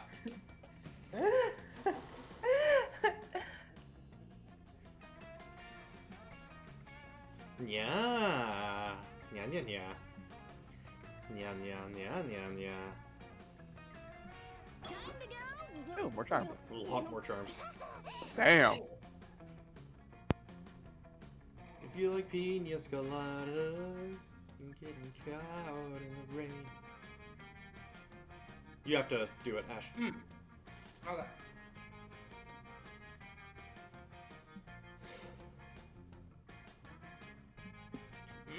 Yeah, you get to Okay. swap. Which unfortunately isn't the best for you since your stats are all really close to each Yeah. other.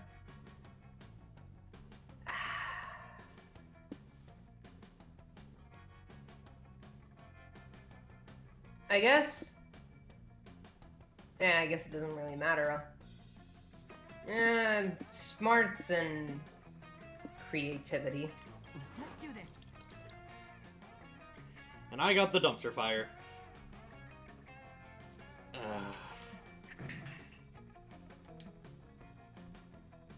Everyone knows me as Dumpster Fire.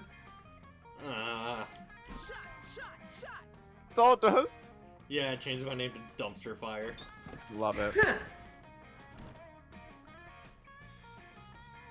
A dumpster Everyone's- fire. Sonic Forces. Jesus. Landlords. Oh, damn it.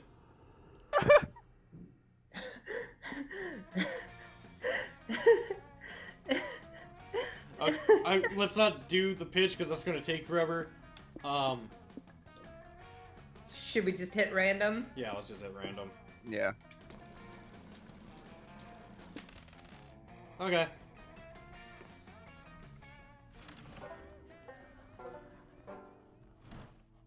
Come on. You can do this.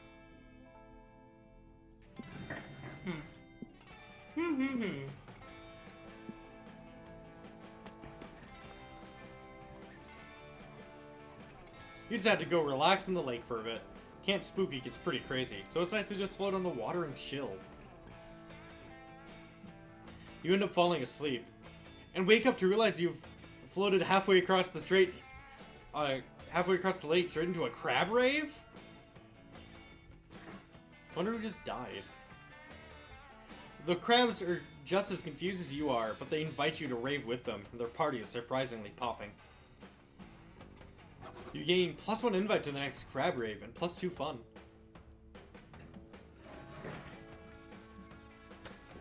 You're resorting your collection of Pokemon cards, thinking wistfully of the Terry the Taxman you once traded for an Arctic colonialist Ernest Shackleton, when you're interrupted. There you are, 72. I've been looking everywhere for you. Those words warm your heart more than any fire ever could. Even more than the I'm searching desperately for the wildfire once more. And there it is. Since you were such a big help last time, I thought you might want to try again. I mean, you weren't such a big help as to actually bring the wildfire. But I did appreciate your support and enthusiasm. And mostly if you did find the wildfire, I'm gonna need a witness to prove it. Did I accidentally stumble upon one of the secret endings? Yes. Got it. I realized our approach last time was all wrong. Yes, we could pull off something radical and metal, as only I could, and with you watching, I guess. But is fire most known for being radical and metal? Yes, of course it is. But it's also known for being dangerous and reckless, obeying no laws and fearing nothing. The wildfire will not appear simply to those who are radical and metal, or totally would have already come to me. Rad. I need to do something truly, unmistakably dangerous and reckless to lure that sneaky wildfire out. Any thoughts? You're so tempted to tell Damien that the appearance of wildfire is based on weather and foliage, not worthiness, and Ravi is just fucking with him. But doing that would be against your own interests, since it would cut short this valuable bonding time. So you make up some reckless, dangerous, stupid bullshit because apparently putting your crush in danger is worth it for you, as long as you can do some shenanigans with him. You really should do some introspection about this later vis-a-vis your priorities and ethics, but for now, you pitch Damien the best idea you've got. Enroll in an expensive university and declare a useless major that has no job security. So reckless! Yeah. Someone truly reckless would travel at 150 miles in a Ferrari, being driven by a cat. Cats don't give a fuck.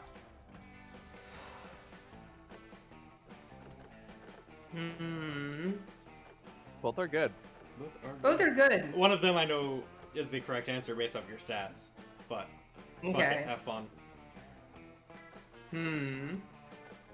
This seems like creativity, so I'm not gonna do that one. And I have actually done this one, so hey! Haha! That's my work. Oh, It was the bottom one was fun. really? I Okay. think so, yeah. Yeah, I love that. There are plenty of universities all across Monsteropolis that offer free higher education since they value knowledge and fostering the youth. But let's go into those backwards ass areas that charge exorbitant amounts for a piece of paper that never allow you to make enough money to pay back the amount you paid for that piece of paper. Oh man, saying this out loud, I can't believe we're doing this. This is so fucking crazy. Wow, I can't think of anything more reckless than this. Like, what if I paid $60,000 a year to study the dying art form of musical theater, and still had to audition for roles, most of which I wouldn't even get? No, wait, that's too crazy. There's being reckless, and then there's blatantly self-defeating. I bet there are other dying industry, outdated, clinging to the past art jobs that are a little less, look at me, look at me! At least my humiliation will be public. What about book publishing? That's useless, outdated, low-paying, and private. Yeah, book publishing sounds perfect. I bet this is a dig at one of the writers. Now fuck off, 72, so I can learn how to publish books. You do indeed fuck off. Sometime later, you run into Damien again and ask him how his quest to find the wildfire is going. Fuck off. It's going great, are you kidding? Book publishing is so fucking dumb, there's no way the wildfire won't read this as reckless. Now go away. Have to concentrate on luring out this wildfire with this useless book knowledge. You go away, and more time passes. When you do run into Damien again, you notice he's incredibly engrossed in his textbook. You ask him about the wildfire. Huh? Wildfire? What wildfire? You remind him that this whole book publishing thing was really just a scheme to lure out the wildfire because publishing is such a stupid, dying industry? Stupid! Stupid! Don't you dare call book publishing stupid. This is my passion. This is my pursuit in life. Damien LeVay, ultimate survivor. As for the industry dying, that was true before Damien LeVay came on the scene to save it, using sexy lewd messages as an incentive and threatening lewd messages as a punishment. As for you, you book-hating, fire-loving monstrosity, be gone from my sight whilst I save the printed word. Ah, fuck. Damien went in way too deep. He probably came out of the publishing rabbit hole eventually, but whether or not he'll be back on speaking terms with you is debatable. What's not debatable is your loss of 2 fun and 1 charm. Damn. Brutal. Brutal. Brutal. Brutal. Oh, that's totally brutal. No, I'm not gonna quote my helicopter right now. Alright, fucking Captain. Every time when I do it, come on.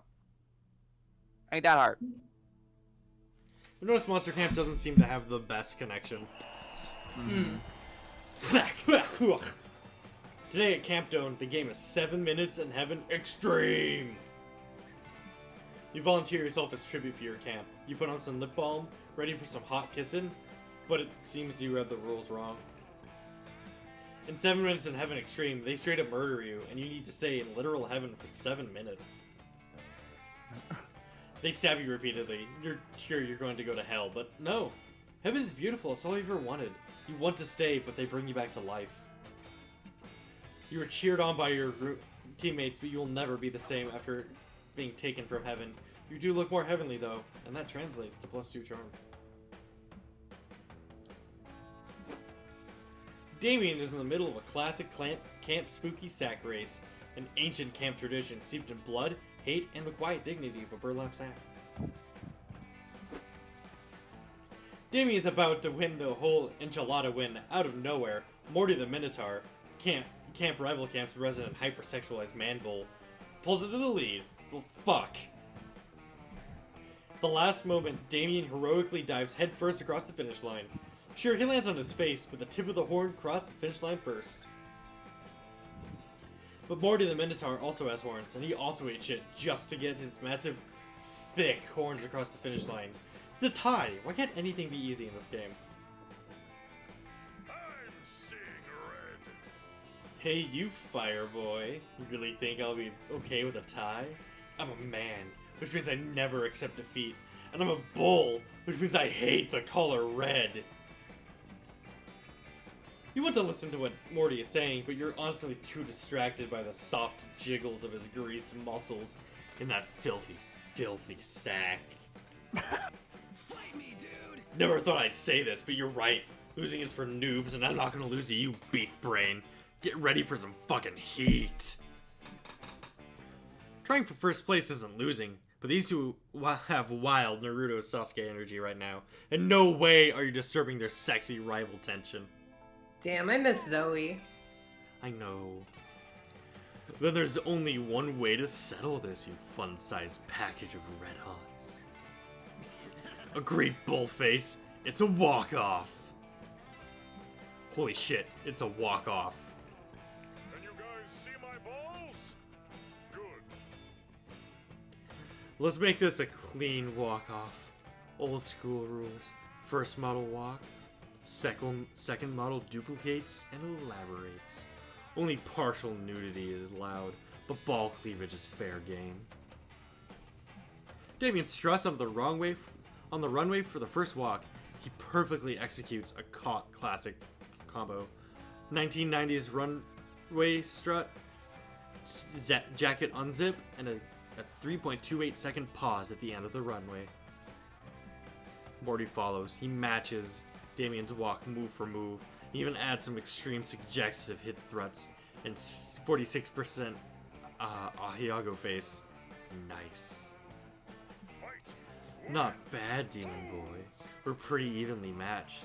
My all-American beefcake vibes are perfectly countered by your intense bad boy style.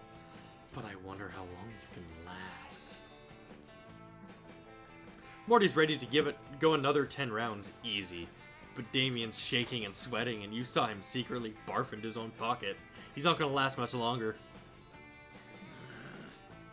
Damn it, he's pushing me over my fucking limit out here. But I refuse to lose, and I refuse to tie, so that means I've gotta fucking win.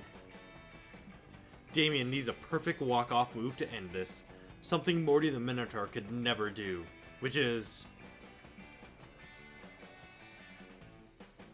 Spicy red baby face. or flirt really hard with his mom. Oh, absolutely.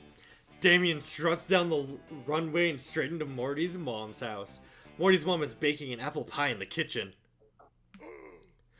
Wait, how does this runway lead right to my mom's house? Not fair. Damien leans in close towards Morty's mom, gently places his hand under her chin, and slowly raises her head. They're centimeters apart. Well. At the risk of sounding too forward, but I have a question that's bugging me. How about I take a bite of that wet, juicy pie? Didn't we turn down the horny? Oh, we did. I'm pretty sure Morty would have said even worse. Or will I have to steal it off your windowsill? I hate this. Stop it. I appreciate that my mom has a sex life, but not knowing about it as a healthy boundary I want to maintain.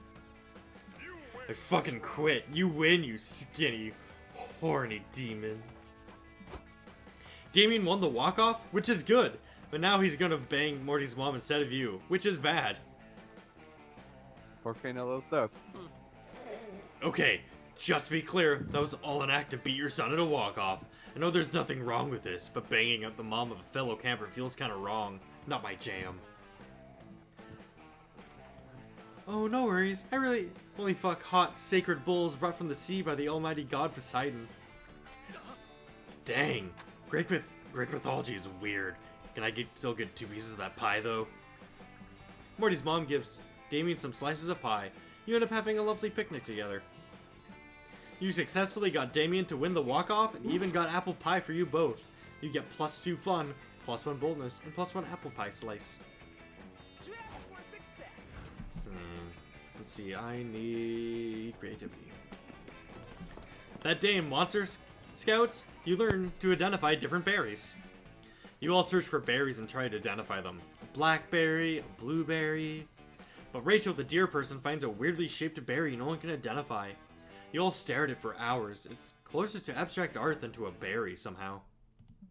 It's a true think piece. It forces you to reflect on berry inequality. And though there are no easy answers to the question it poses, you all gain +2 creativity from the experience.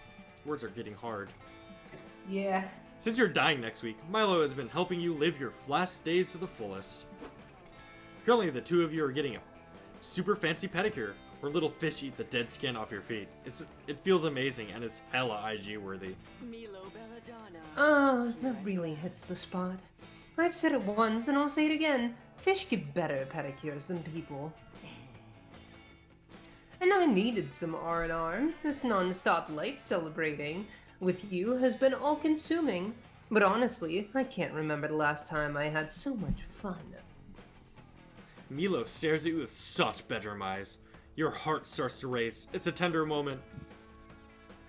While we're enjoying this tender moment, I thought we could talk deets for your end-of-life bash. I've been really immersing myself in the preparations. Dumpster fire. This might be some of the finest party planning work of my entire career. First off, the venue is insane. I got the boss to let me borrow her interdimensional penthouse. The ceiling is made of diamonds, and the bodyguards are literally 4-dimensional. We're going to do this huge dramatic entrance for you, where you burst out of a coffin. Cute, right? And the coffin outfit is the perfect amount of slutty, trust me. Oh, and you're not going to believe the guest list. All the basics, sure, but we have some huge guests on here. I did not realize you had this kind of pull, darling. Keep it on the DL, but we've got several prominent ghosts coming, both Edison and Tesla, so things should get interesting. But still, I feel like something's missing. I feel like we needed a big mind-blowing VIP surprise guest. Magnificent. Someone who can show up halfway through the party, uninvited, and have a poetic final embrace with you. A real moment, you know? Does anyone come to mind? Maybe a long-lost twin from whom you were separated at birth and have never actually met. Milo's right. You definitely need a kick-ass special guest for your party. You don't have any long-lost twins that you know of, but you do know the perfect VIP to invite.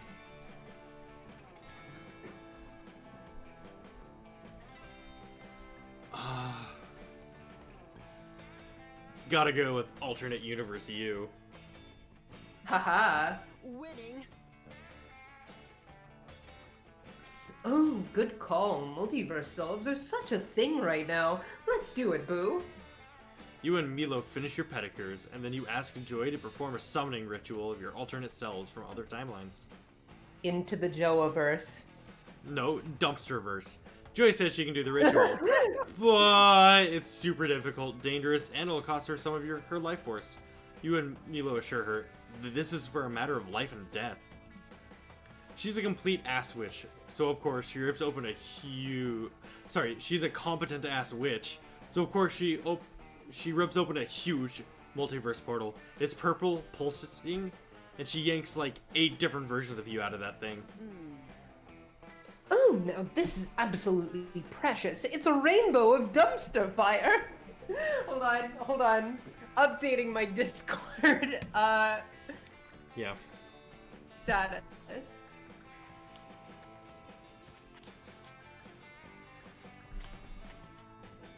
Wait, are you actually updating your... Yes.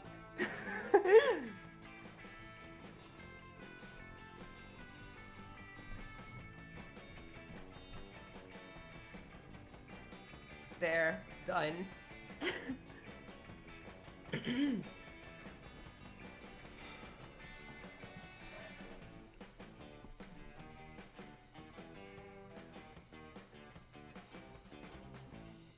Don't worry about the emoji Oh, later. sorry. Right. You gather around your alternate selves and give them the lowdown. You're here to be your party guests as you face your own impending death. That makes perfect sense, says one of the dumpster fires. You know, in my universe, I actually saved the world from 2 separate nuclear apocalypses. But I never had the true strength to face my own mortality. You're so brave, dumpster fire. Totally, says another version of you. You're the most heroic one of us, soon to be dead, dumpster fire. Hip hip hooray. I never thought about it before, but I suppose you are pretty heroic, dumpster fire, and you're naturally popular, which is even more important. Your multiverse selves all agree to chill out in this universe until the party. You get to know them a bit, and the best one by far is Centaur Dumpster Fire. They are exactly like you, except they come from a universe where everyone is centaurs. Everyone here is bipedal. What a mind trip. Hey, Milo, an original Dumpster Fire. Want to take a ride? Nay, says Centaur Dumpster Fire. Winning. A centaur ride with dumpster fire on dumpster fire? Oh, that's completely on brand. I'm in. You and Milo hop up onto the centaur version of you. The 3 of you go for a super romantic ride. The wind blows through your hair. You're lucky to be alive. And if we're being honest, you're super turned on by this whole multiverse Milo expression. You get +3 fun, along with a fun new fetish.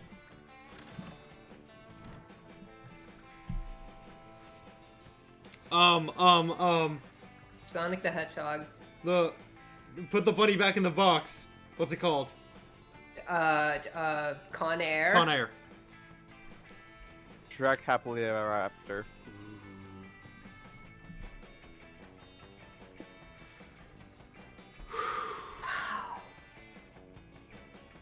mean, Con Air is our universe. Yeah, I'm barely doing it. mood. I mean, Sonic the Hedgehog. No, Sonic the Hedgehog, life's good if you're a cop, which is not Ugh. cool. I'm not. But Shrek. Oh. Here's the thing I will say about Sonic the Hedgehog though. Ultimately, like all Robotnik did was try and get that hedgehog. Like he didn't even have any aspirations of world domination. He didn't enslave anyone. He didn't like try to turn anyone into robots. His motivations were kind of sanitized, to be honest.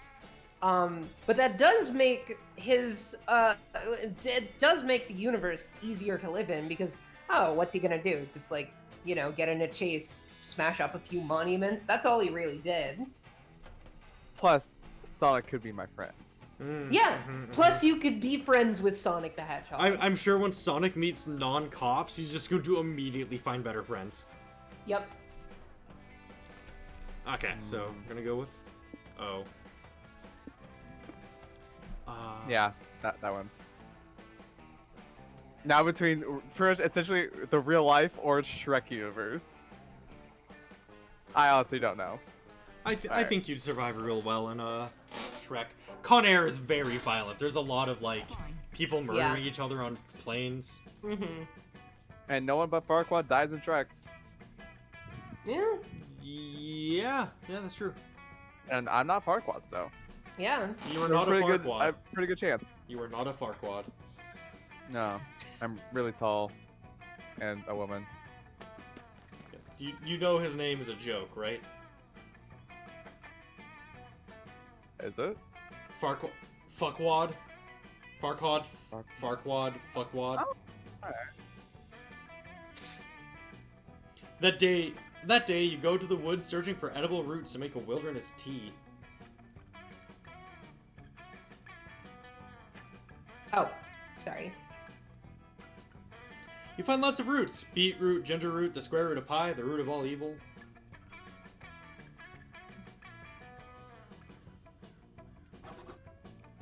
You brew it all together, and the most delicious tea you've ever had. It's so rooted with knowledge that you gain +2 smarts. Later, you meet up with Damien for your weekly knife fight in the woods. It's romantic, you keep telling yourself. Listen up, noobs. Alright, noob, you know the drill. Back to back, sprint 30 paces before you throw. First person to lose a hand or cry uncle's a fucking piss baby. And go! Fuck! Ow! This stupid fucking tree root twisted my perfectly princely ankle. Fuck the knife fight, let's chop down this bitch. You're about to advise Damien that cutting down a tree with a kitchen knife would be impossible. Within the offending tree grows a face and speaks. What, North. Whoa there. Hey there. Did I hear a sucker say something about being a prince? It was me, Maple fuck. Now, do you prefer to die via stabbing or forest fire? Ah, yes, my favorite MMO, Maple Fuck. Don't Google that. Wait. You can't kill me. I was hit here by the squares of crap. Where'd you say you were a prince of again? I didn't say, but it's hell. Right, of course. I was sent by the squires of hell to let you know that you're the chosen one. Oh, that never happened before, but makes perfect sense. Cool. Glad you think so. Now your first mission as chosen one is to plunder a dungeon. It's called the Dungeon of Prison. No, wait, the apostrophe, sorry. Yeah, Dungeon of Prison. And you gotta survive 10 years on the inside. Whoa. That's Whoa, crazy. prison? Sounds metal as fuck. What'll I get if I survive? Parole if you're lucky. Hey, listen up. But here's the most important part. You gotta go undercover while you're there. Tell everyone your name is Mark the Magic Tree. Damn, that's so clever. I'm obviously not a magic tree, which makes it a perfect disguise, so no one will know I'm actually a demon chosen one from hell. Exactly. And you can never let anybody know your true identity, okay? Not even if people try to trick you into blowing your cover by saying stuff like, Mark is a terrible person who's committing terrible crimes, or whatever. Got it? The only thing that you've got is the impression that Damien's gonna get scammed into doing prison time on the tree's behalf. You tell him so. Wait, so I'm not going to go to a dungeon called Prison? I'm just gonna go to prison? Well, that fucking sucks. Why didn't you say something 12 seconds ago before I signed this waiver stating I'm definitely Mike the Magic Tree and let this officer handcuff me? Time for my beauty sleep. Ha ha ha. Sorry, kid. Nobody else scams on Mike. Let me know how that prison sentence goes. I'll be here catching up on my beauty sleep. Stupid fucking tree. Level 72, do you at least have some advice on how to make prison this bullshit until I can find a way to bust out? Remember to label your toothbrush for cleaning and your toothbrush for shanking. Mixing them up would be unhygienic. Or, when choosing which prison to join, always remember to ask if they include dental insurance. Both toothpaste.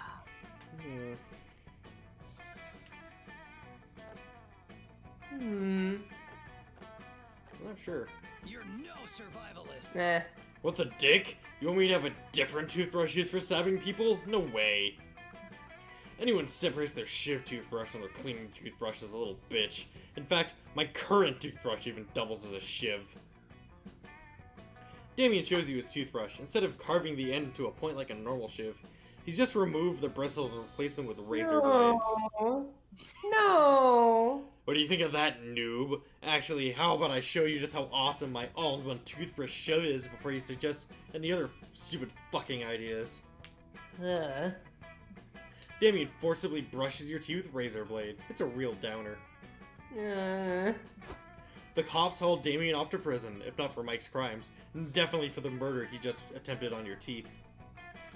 I have a long history of dental injuries, so whenever teeth shit happens and things, it's a time. Yeah. Maybe I'll tell the story on the podcast sometime. It's honestly kind of funny. Oh. He's back at camp 2 days later after prison mysteriously burns down, but he's still pretty annoyed by your bad suggestion. But that's the least of your problems. You ended up needing mouth surgery, and your dentist took one look at your bleeding, razored gums, and told you to floss more. You lose 2 charm and 1 fun, and your favorite tooth. Wherever I go, hijinks ensue.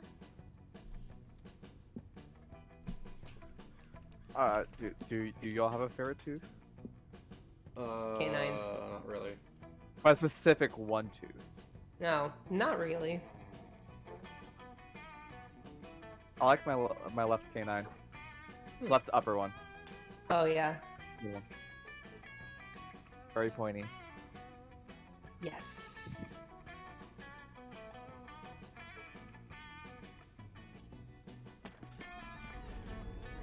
As you're searching the haunted manor, you come across an enchanted doll that promises to grant all of your wishes. Cool, you take it. It possesses you, of course. It turns out the spirit that was inside it is exactly like you in every way, so no one notices the difference. The only difference is that the spirit is a little bit bolder than you, so you basically gain +2 boldness. You link up with Damien afterwards. He told you Coach wanted him to dig a latrine, and he could use a hand. Hey. There you are, Bob. Thanks for showing up, but I think I figured it out.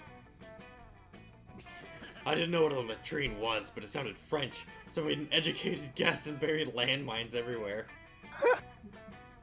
You look at him, perplexed. The French didn't invent landmines, you tell him. What? They didn't. What the fuck is the point of the French then? Get off my property. Oh. Hey, stop burying those landmines on my property. You're dangerously close to exceeding the state of California's recommended landmine maximum, and I don't need that paperwork. Mm-hmm. Yes. Yep. This is a good time. Fight me, dude!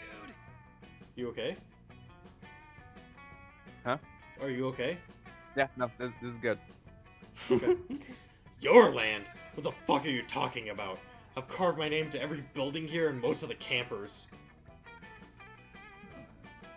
Sorry, kid. Not actually sorry, I'm evil. It's just an expression. But Camp Spooky is mine now. Here's the deed. Oh, cool, a landlord to kill. What? No! You can't buy Camp Spooky. This is the home of the most treasured memories. Also, all of my landmines. All this will be a Your memories and explosives will have to find another home, Sonny. This is shopping mall country now. That blows out her balls! Shopping malls are useless. Why build one here? On the contrary, shopping malls still have one very important use. Making summer campers like you absolutely miserable. Let's go, intern. Now, if you'll excuse me, I'm off to spill some oil in the Pacific Ocean and blame it on sea otters. I'll be back with the bulldozers this afternoon. Toodles! Fuck this. We can't let that colossal wiener bulldoze over our beloved camp. I was planning to bulldoze over our beloved camp. There's only one way to fix this that I will accept. Crimes! Come on, Bob. Help me think of an act of vandalism so heinous, it'll scare that dweeb away for good. Ooh. All right.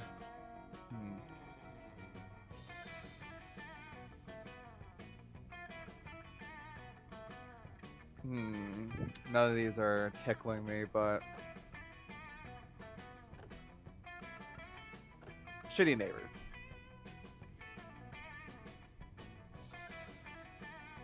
You're damn right. Shitty neighbors can turn the best property into a carnival of shit.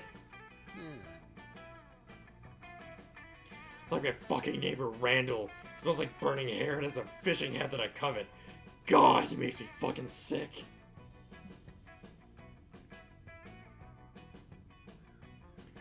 But where will he find some appropriately shitty neighbors? It's not like Randall's moving anytime soon. Damn him. What we need are some skilled bad neighbor impersonators. Keeper experts, you know, or... What's the other way to say this? Oh yeah, we need some.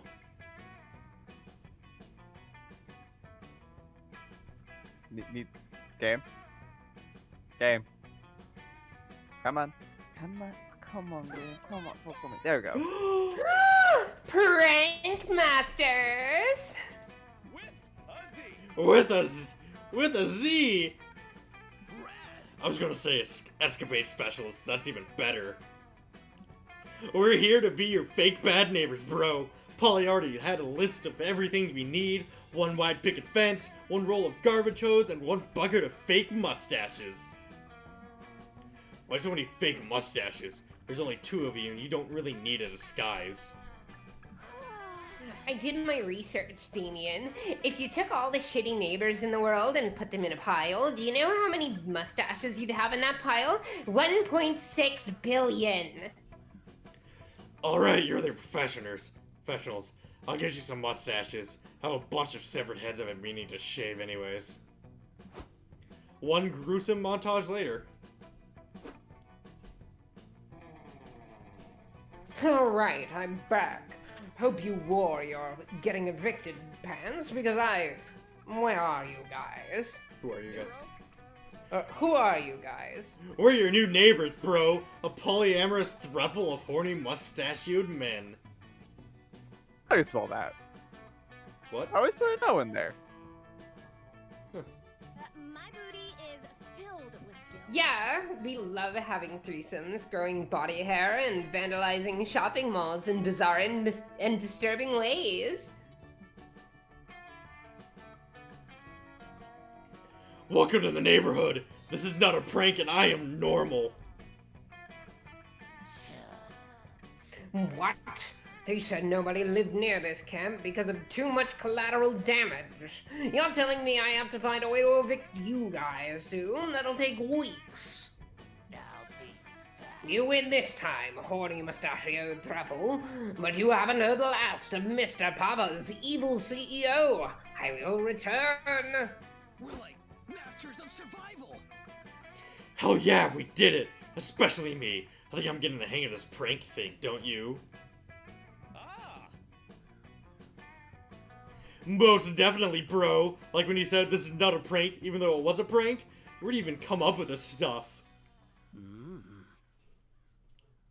I guess I was just inspired by the mischief in Bob's heart. Thanks for backing me up, hot stuff. Damien's not the only thing you like to back up. The other thing is his ass. You gain +2 fun and +1 creativity. Move, losers. It's my turn. Let's go to the lake because I love the picture of Red at the lake. Oh yeah. Cutest fucking swimsuit. That day, you decided to go scuba diving and find a treasure chest at the bottom of the lake. Whoa! You pick the lock, which is quite impressive if you keep in mind that you're still underwater. Inside you find over 1,000 fun? Unfortunately, your wetsuit doesn't have pockets, so you can only go back to shore with +2 fun. When you go back, fish have eaten the rest. I'm having a rave right now. Fucking fish. You're going to die in less than 48 hours, but honestly, this has been the best week of your entire life. It is all thanks to Milo. They've been spending every moment with you, planning your big party and helping you celebrate all the best parts of being alive. Currently, the two of you are admiring some blooming pink cherry blossom trees together, in a private garden, of course. No peasants around to obstruct your view. Blessed. Aren't the blossoms gorgeous, Dumpster Fire? Technically, cherry blossoms are supposed to bloom in the spring, not the summer. But I called in a few favors with nature, so you can see them now. It'd be a downright tragedy if you died before seeing these flowers, after all. Milo sighs happily and leans on your shoulder. They whip out their phone and start texting. You realize that this is one of your favorite parts of life.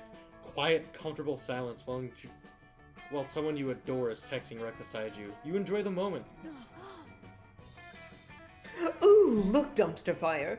The caterer for the party just confirmed that they can make the amuse-bouche look like tiny versions of your face. Thank God. My, I can't believe that the party is tomorrow. Life flies by so quickly. By the way, have you started contemplating your big party toast?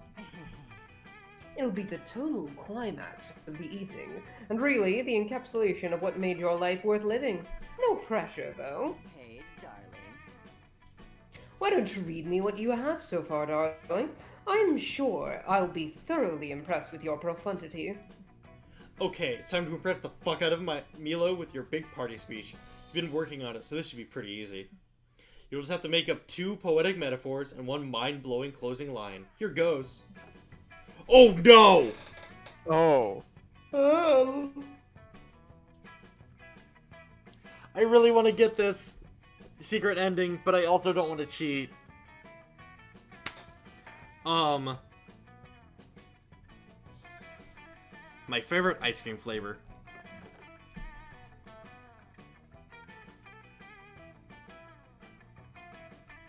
A decadent, juicy peach to be enjoyed to the last bite. We should all what?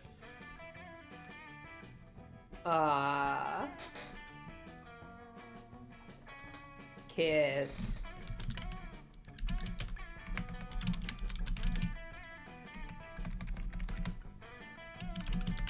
Yes! Skank to ska. We should all skank to ska. We should all skank to City Escape. No, not enough. Yes. Not enough, Oh! I can't actually see it yet. My game's frozen up on my side. Oh. Whoa! What? Point. Their outfit What changed. happened? Their outfit changed on my side. Oh. What did it change to? They're in a look at the stream. They're in like a sailor outfit. Yes. Your words ring so true, so wise. I brought death to so many people, and I couldn't have put it better myself. Death truly is my favorite ice cream flavor. When you think about it like that, my job as a Grim Reaper acquires a whole new layer of meaning, doesn't it? And life, such poetry, Dumpster Fire. You make life and death make so much sense. Of course, if life is clearly a decadent, juicy peach to be enjoyed to the last bite, it can only end with my favorite ice cream flavor. Those two things are such a perfect complement for each other. It's an obvious balance. I can't tell if I accidentally chose the correct options, or if there's no way to fail this. When you put it like that, you make me fall in love with life all over again. Dumpster Fire, I didn't know you had such poetry in your heart. Thanks for sharing it with me. Finding the poetry in life may sound cheesy, but it is so necessary. Sadly, there are so many people spending their days complaining and focusing on what makes them hurt. So much frustration, anger, and sadness. It's true that life can be hard, but it's not a good or bad thing. It's a complicated entanglement of many things that spin and spin, till it stops spinning when you least expect it. Will you welcome death as the final chapter to all the delicious things your soul savored? Or will you ask yourself why you never got the chance to skank to ska as you realized all that could be and wasn't? Then there's other people. The ones that, as you say, see life as a decadent, juicy peach to be enjoyed the last bite. It's so sweet to watch them die. Their soul truly sings, Dumpster Fire, as they've found the little miracles hidden in their day by day. They remember all of the kisses, all of the dances, all of the laughter, every celebration where they ended up embracing the sun as it arose, surrounded by loved ones, so embriagated to life. Magnificent. They look so at peace, and as they take my hand, they tell me about all these beautiful memories. Milo takes your hand. How can you not love life when, in between all the pain, it has the potential to harbor all that raw, aggressive beauty? Every moment is beautiful. Isn't everything weird and wonderful? If only we had met before. If you had had more time, we could skank to ska together. Imagine that. You're killing it. No, I choose to focus on what's good.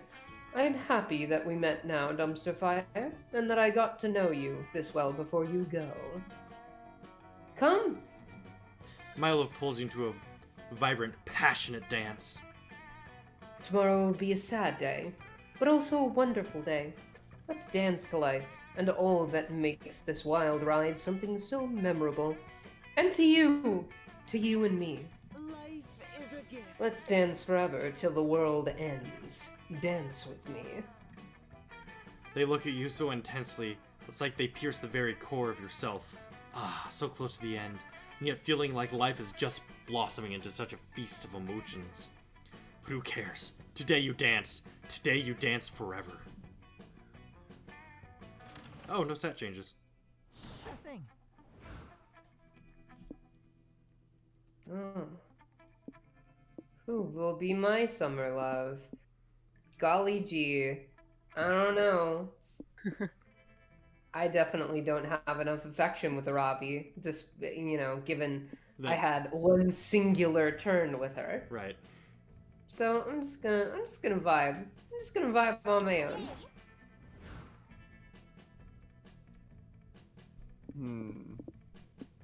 I'll go for her. You know what? We haven't seen Joy a single time this play session. Let's Damn. go. Yeah, that should work out.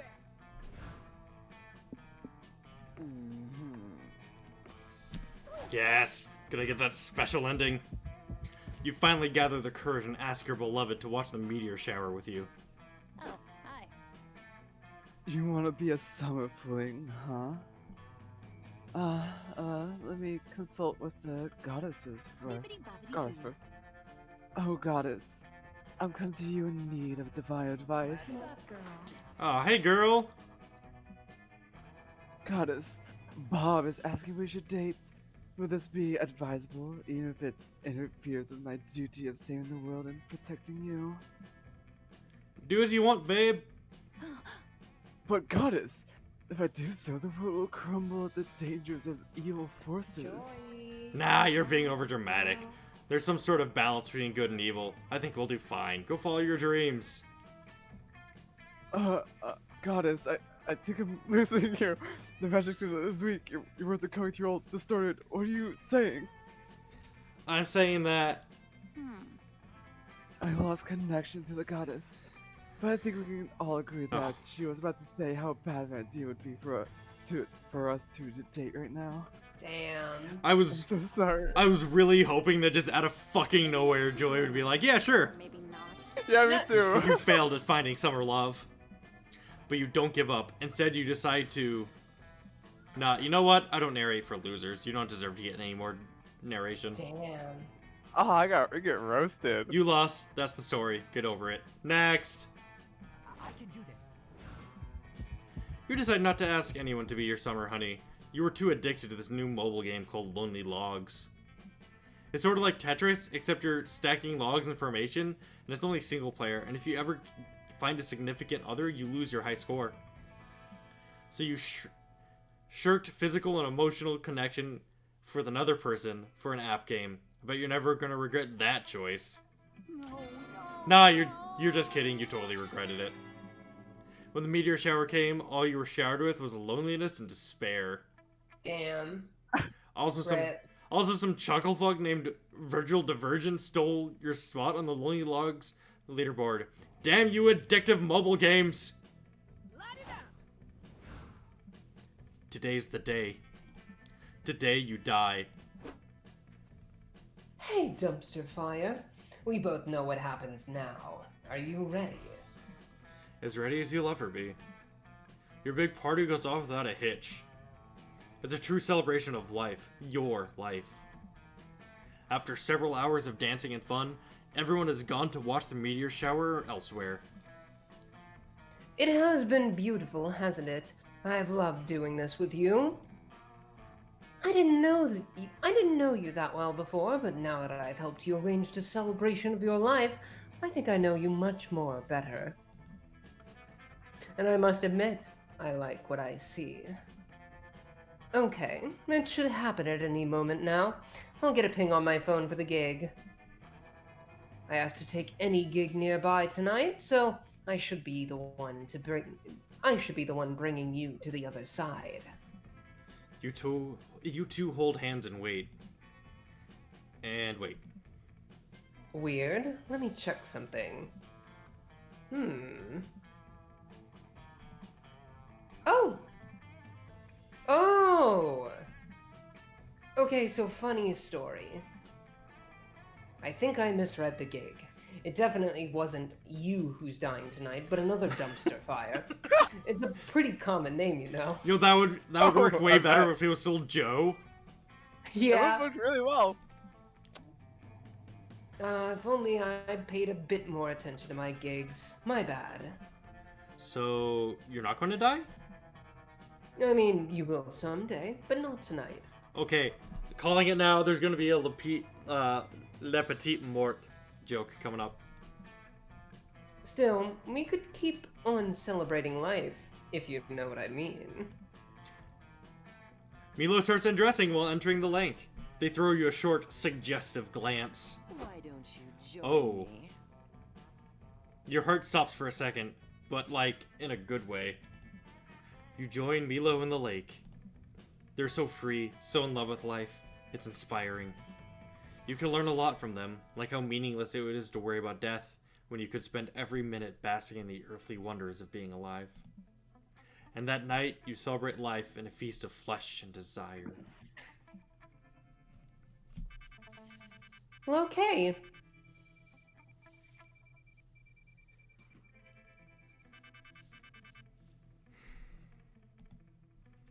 Yeah. Hells yeah. Okay. It was fun. I guess we'll. Oh, you don't get to hear the good ending theme. Before we knew it, Damn. those weeks were gone. It's called Champions of Red Wine. You can look it up on YouTube. It's really good. It felt like a hot minute, and it felt like an entire lifetime. That night, as we saw summer coming to an end, we all wondered what would come next for us. It felt like the end of something big. Little did we know. Oh wait, the endings are local, so I might be able to hear it. Oh yeah. Life still had many wonders and misadventures in store for us. Now I'm older, and I can see it. How those years became the foundation of the mythology of our lives. Broken hearts turned tragedies sung for centuries. Wild nights became epics treasured forever. Every kiss and every laugh is now a constellation we'll always find while gazing into the starry night, no matter how many years go by. Even today, I can still close my eyes and I'm there. On that last summer night, feeling like I was just starting to live life.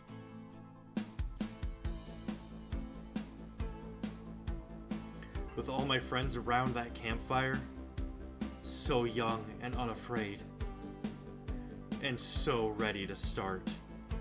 Champions of Red Wine. I like got chills when that little ending monologue ended. Yeah, no! Like this song and that ending monologue are so fucking good. Yeah. Oh, Dahlia. Best girl. Anyways, thank you everyone who watched. I don't think there's actually any viewers. Yeah. Thank you everyone who watched. Thank you everyone who donated. To anyone, I guess, watching the VOD in the future, I want to run down a quick few recommendations for Homestuck fan works. Oh, sure. That you can consume aside from the official release.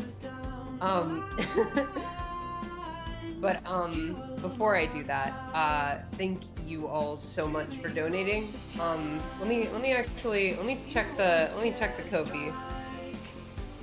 Yeah, so including the 2 donations we received before the stream, which was Gren and Yujo, we raised about $140 to go towards my bed. Nice. And just thanks, y'all. Fuck. I really appreciate it. But anyway, my little recommendations are, if I can get the thing open. Where did it go? Oh wait, there we are. Okay, so like I mentioned before, burning down the house. That one, it hasn't technically started yet, but there is a Jane-focused like side story. I think the comic itself is going to be pretty Jane-focused. But yeah, it makes her a good character again, which is cool. There's also one, I haven't read this one, but I've heard good things. It's called Homestuck 2-2, Taking Back Canon, where it's just another conceptualization of post-game and what that's like, and et cetera, et cetera, et cetera. There's Failure to Launch, which is June-focused. And this one, I will put a disclaimer, it is definitely a little bit of an uncomfortable read. It focuses on June reconnecting with a bunch of her friends at a party post-transition after not speaking to them for months and months and months. And it very much captures that specific brand of awkward. But there's also, in terms of more positive things, there's like a team, I think they're called Studio June. They are making like a bunch of Friend Sim Pesterquest style visual novels. One of which is called New Game Plus, which is yet another conceptualization of post-canon and like post-game, post-ending stuff on Earthsea. And there's also Friend Sim 2, which is just following up on the characters from that, because, I mean, fucking nobody gives a shit about actual Hive Swap, and who knows if it's even being finished. So, yeah, there's that. Also, the unofficial Homestuck collection is very good, offers a lot of different options for how to experience the story of Homestuck in a more ideal way than the official website, which cut a lot of features and is generally worse and filled with advertisements. And also, it has a plugin that removes all of the slurs, so that makes it just automatically the better way to read Homestuck. But yeah, that's just a few fan projects that are cool and stuff. Anyway, I'm done with that little list. Thank you everyone who joined. Yes, thank you everyone. Thank you for watching. I hope you had fun. We had a discussion. We had plans to do other visual novels. So we're gonna do that next time. Yeah. Next time we stream all three of us, it's gonna be a different visual novel. Fuck yeah. Probably. We were gonna do Hate Plus, but Hate Plus is actually a sequel, so we'll probably do the first one first. And also we're gonna do Butterfly Soup sometime. So we're gonna do one of those. Not sure when that'll be. I will be continuing my 5-job fiesta, but it probably won't be on stream nights anymore. It'll probably be whenever I'm free. But yeah, I hope all of you have a really great day, and thank you for watching. Bye.